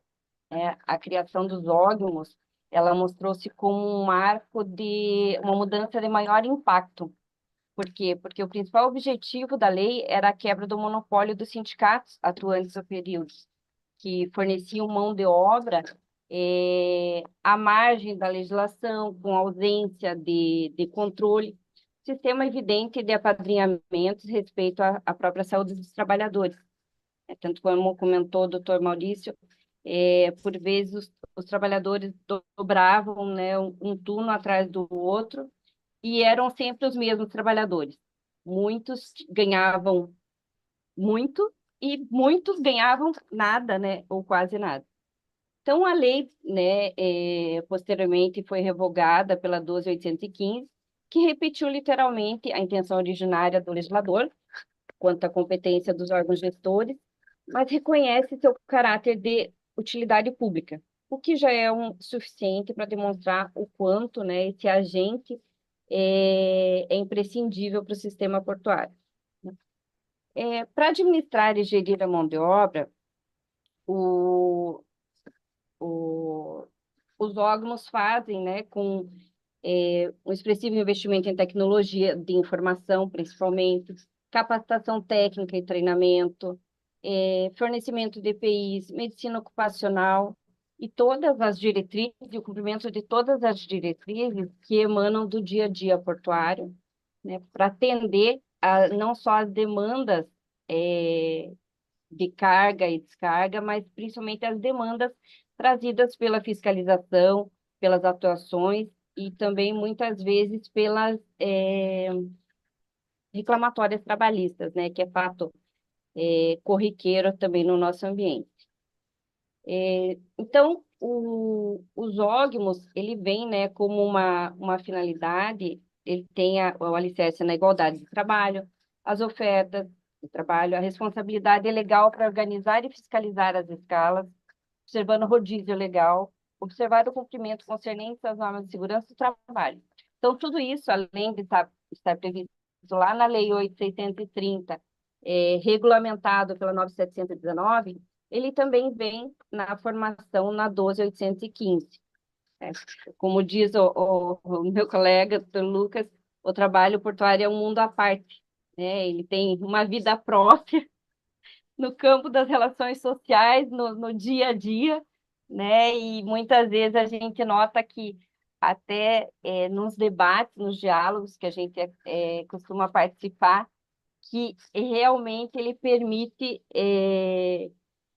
às vezes, até mais de um mundo à parte, né, doutor Lucas? Porque vão criando ideias, assim, e as caixinhas vão aumentando.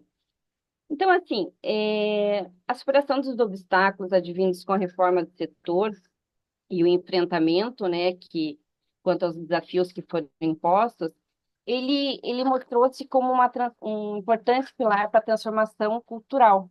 Por quê?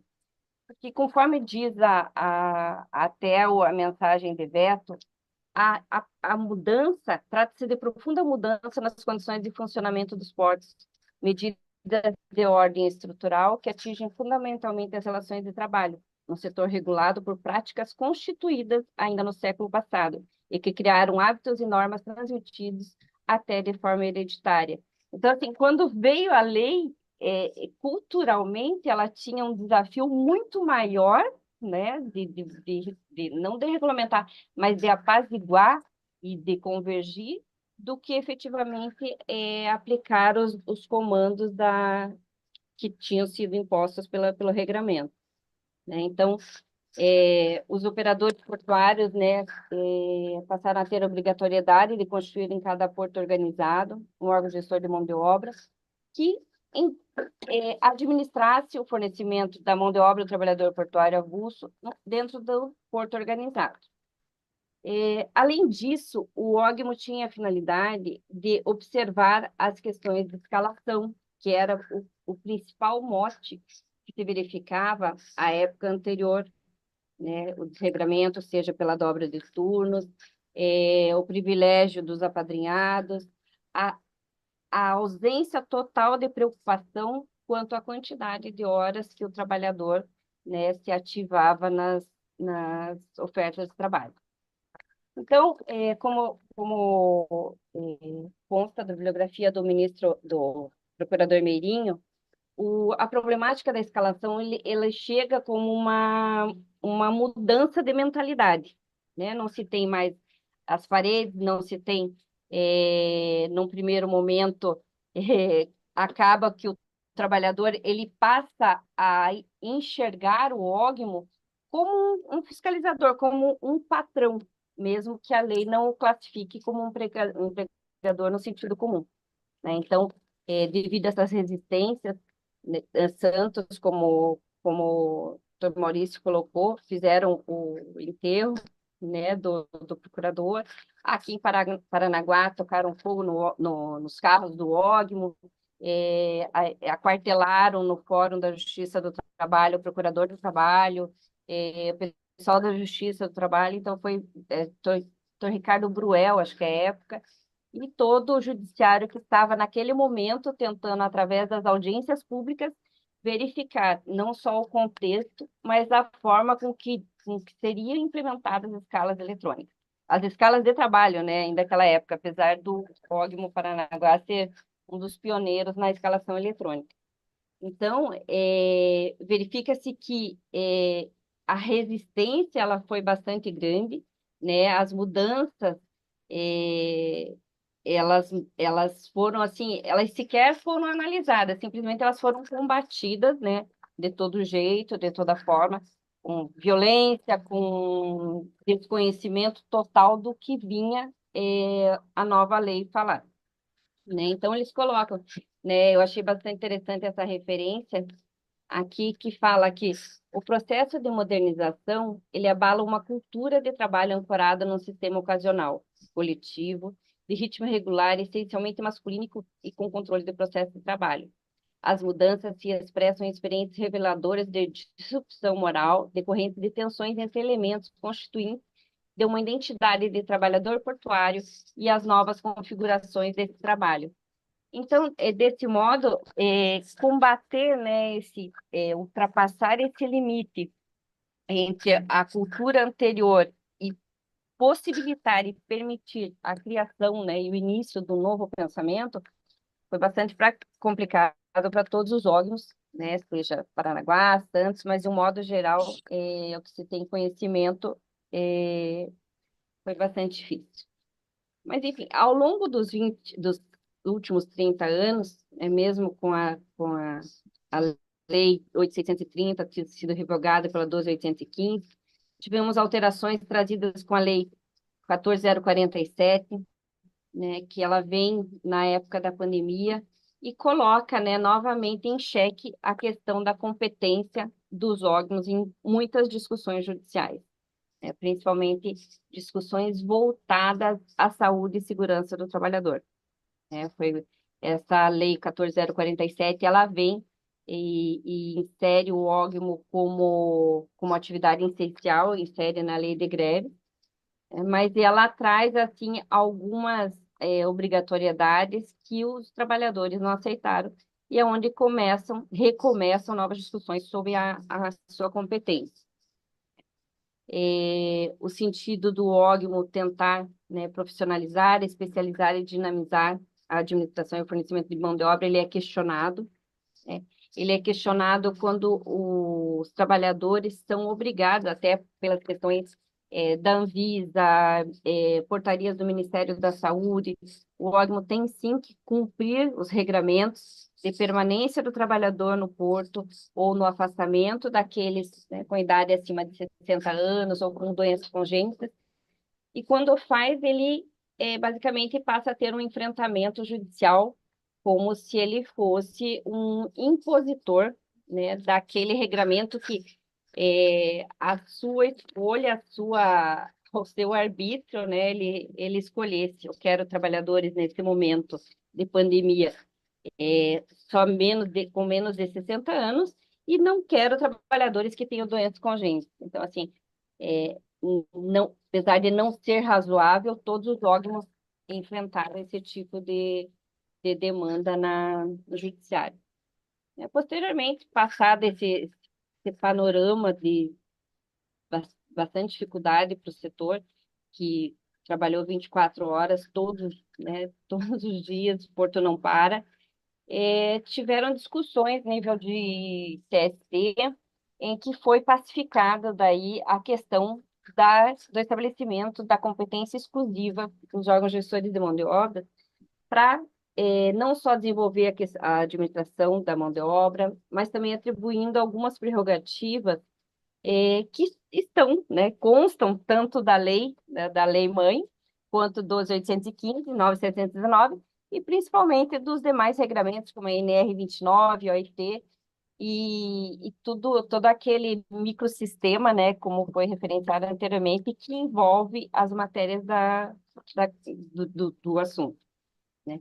Então, o que veio também pacificar com essa decisão é que o órgão, ele tem, além da sua prerrogativa de manter o cadastro e, e com exclusividade, por conta ele é o detentor das informações, ele é o detentor da qualificação dos cursos, ele responde por toda a parte de segurança, segurança de ambiente de trabalho, assim como a segurança de cada um dos trabalhadores, e responde também por muitos dos resultados que os operadores portuários alcançam, né? A partir do momento que o órgão consegue fornecer trabalhadores devidamente qualificados, né, e cientes dos seus ofícios, ele contribui, sim, sobremaneira para todos os resultados que os portos alcançam, né? Então, essas discussões tiveram aí até numa ação civil pública, depois num dissídio coletivo, em que foi consolidada a competência exclusiva dos órgãos para gerir, intermediar o fornecimento da mão de obra avulsa, né? E dada a sua importância para a modernização portuária, né? Porque, como os meus colegas falaram anteriormente, nós tivemos dois momentos, né? Antes ógmo e depois de ógmo, né?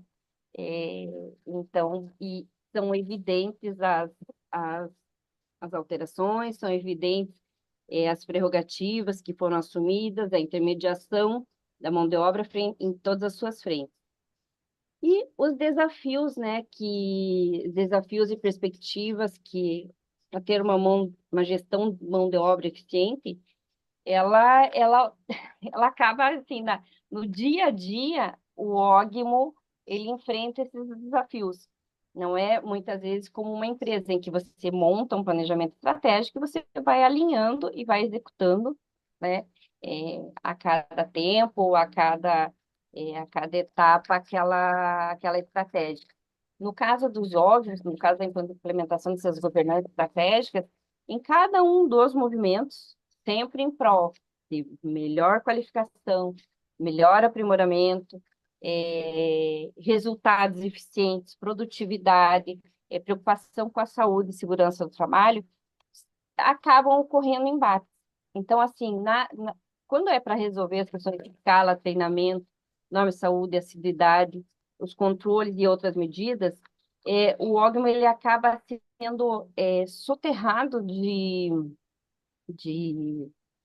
ou questionamentos, ou procedimentos, ou movimentos advindos muitas vezes dos trabalhadores que acabam não possibilitando que ele exerça a gestão de mão de obra de forma eficiente e que possa, no conjunto, promover e atender essa competitividade que o setor tanto precisa, né, pela a questão da competitividade nacional, nesse momento de atuação global, né?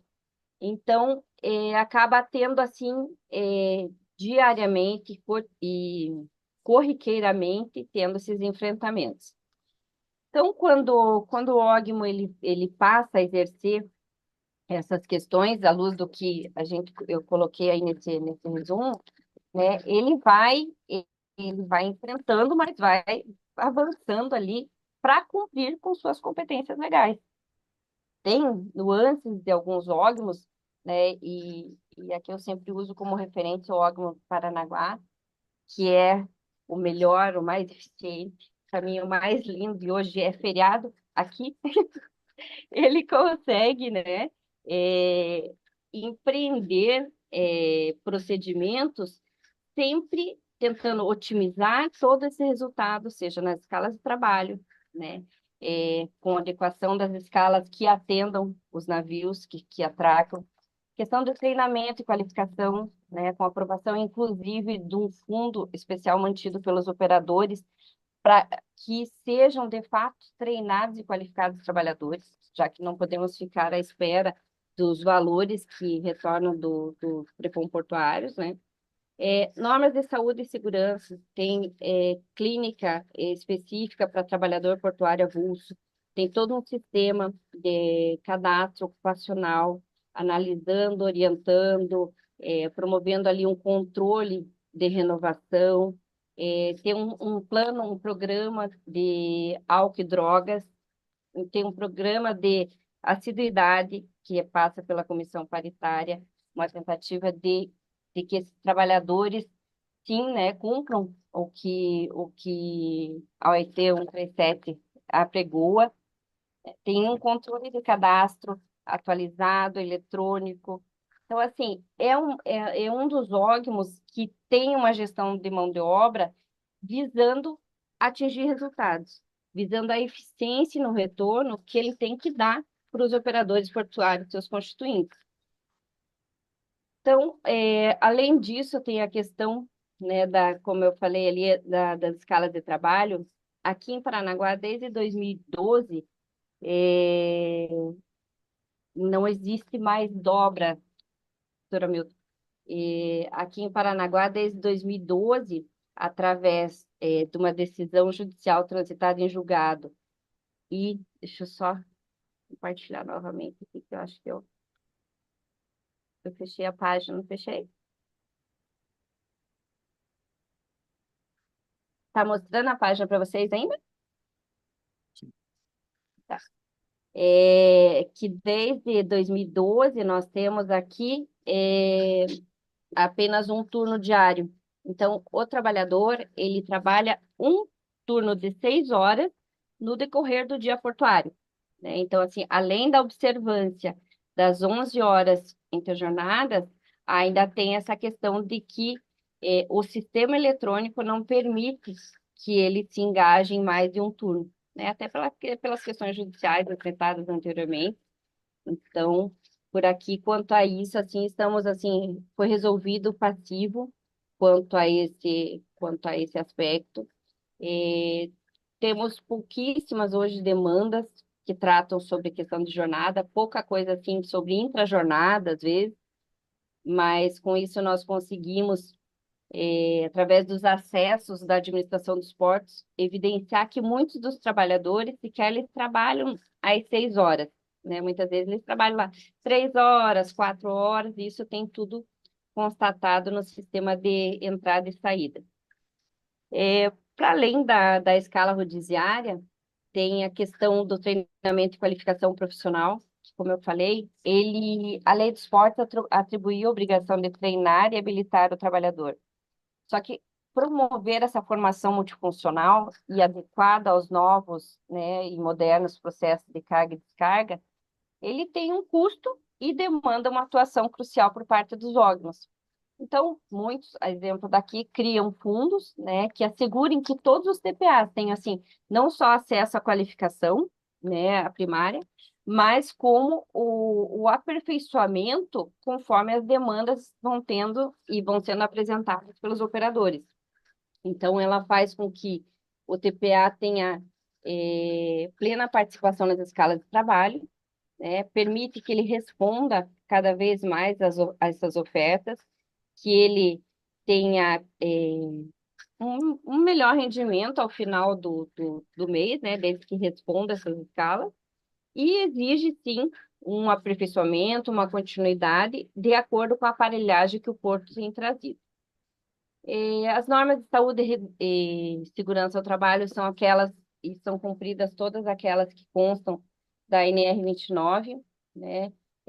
Concordo com o Dr. Lucas Renner que a atualização de 2022, ela trouxe ali uns jabutis, umas situações estranhas que, né, por mais que se tivesse diálogo anteriormente, a edição e publicação dessas normas, isso acabou vindo, e hoje em dia os órgãos, muitas vezes, nós temos que justificar, né, o porquê que aquilo é inaplicável, né?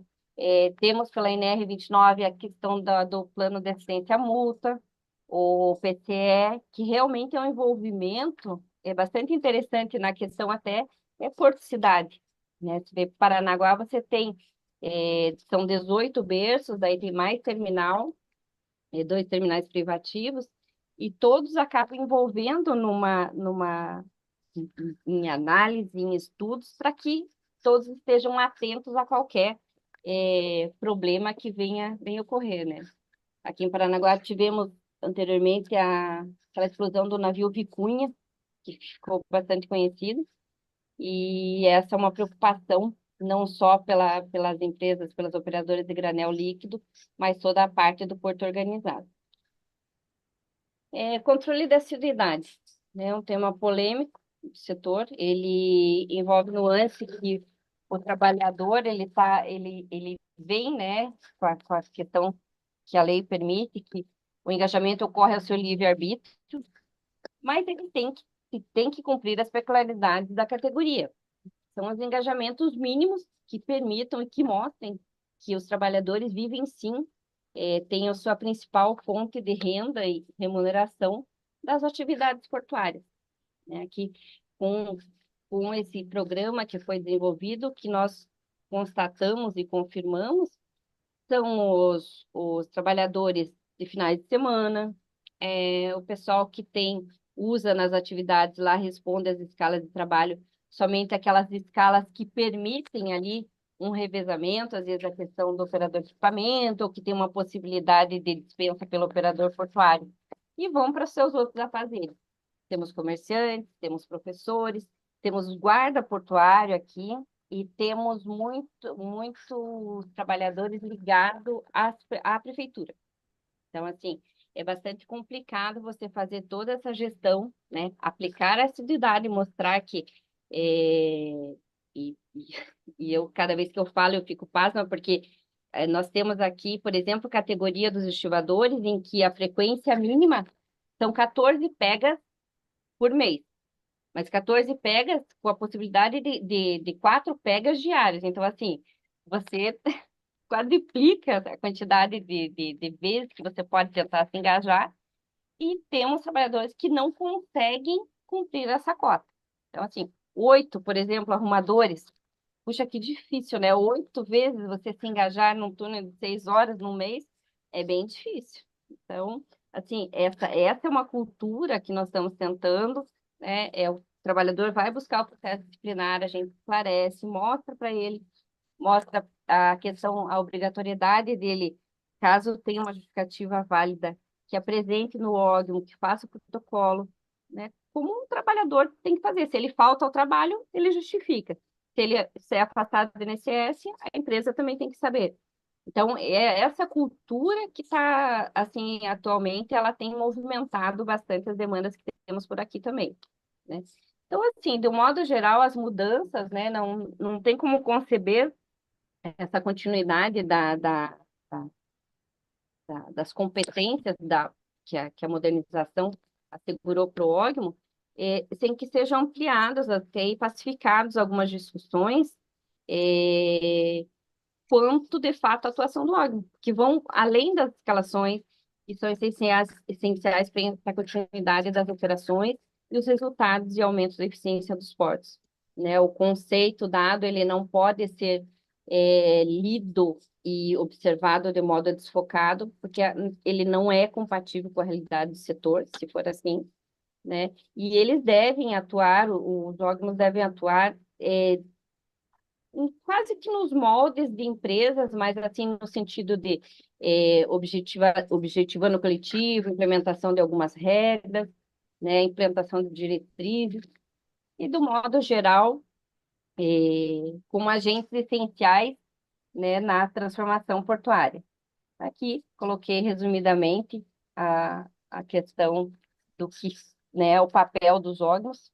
Aqui eu coloquei até uma foto, que é essa questão da modernização. Antes tivemos lá um time do órgão na TCP, eles adquiriram esse simulador de realidade física, e é incrível assim, como serão os treinamentos, como já estão sendo feitos lá no terminal, está dentro dos projetos estratégicos do OGNO também, para que o operador não seja treinado somente naqueles, como se fossem videogames, mas que sejam treinados em equipamentos assim, ó, isso aqui é tudo tela.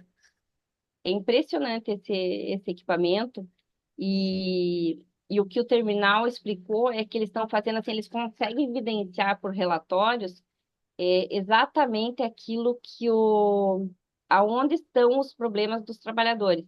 É no movimento da carga, é talvez no desenvolvimento do planner. Então, assim, aqui já é a modernização de última ponta chegando em Paranaguá, né? Então, de um modo geral, é isso. Doutor Maurício, serógamo realmente não é fácil, mas também nenhuma maré mansa faz bom marinheiro, não é? Então, estamos aqui, muito obrigada. Espero ter respondido Obrigado. contente. Obrigado, Silvana, obrigado. De fato, é um tema, como eu mencionei várias vezes, né? Ele é extremamente rico, né? Ele dá muitas brechas, muitos espaços para muitas discussões diferentes. E só a questão do OGMO, como a gente viu, né? A forma de gestão, os desafios, a questão da tecnologia, né? Os riscos. São muitas as questões, são infinitas as questões. Tem uma até que houve várias perguntas da audiência, infelizmente pelo adiantado da hora, nosso programa ele tem um compromisso de ser pontual, encerrar às 20 horas, né? Temos a equipe da escola, temos os palestrantes à disposição do tempo deles, mas eu me comprometo aqui a repassar aos palestrantes e debatedores as perguntas que foram feitas, envolvendo recolhimento de FGTS, contratação por prazo indeterminado do operador portuário, responsabilidade da administração pública ou do OGMO em relação a algum acidente, a lesão ao empregado. Tem uma pessoa da audiência, a Giovanni Ferreira, participou bastante, fez muitas perguntas. Obrigado, Giovanni, pela sua participação. DNM, eu não sei o nome, mas só estão as iniciais aqui também. Várias colocações, obrigado pela participação. Tem a questão que envolve até segurança pública, né? Porque nós sabemos que os portos no Brasil enfrentam esse problema gravíssimo, né? De ser um escoadouro de drogas para a África, para a Europa, para os Estados Unidos, né? E aí, como é que lida com isso, com contrabando, né? Como que você consegue proteger os empregados, ou melhor, os trabalhadores em geral, né? Desse cenário que envolve até a rigidez física, a própria vida das pessoas. Então, são muitos desafios, né, desse segmento econômico vital para a sociedade brasileira e que nós aqui no Justiça do Trabalho temos uma participação gigantesca. Quando eu digo Justiça do Trabalho, eu incluo os advogados, eu incluo os procuradores do Ministério Público, os juízes, desembargadores, toda a nossa comunidade jurídica que deve, com certeza, né, se debruçar sobre esse problema, sobre essas questões, para que nós tenhamos, né, uma sociedade que consiga trabalhar, fluir melhor, cada vez com a economia mais pujante e que tenhamos todos um país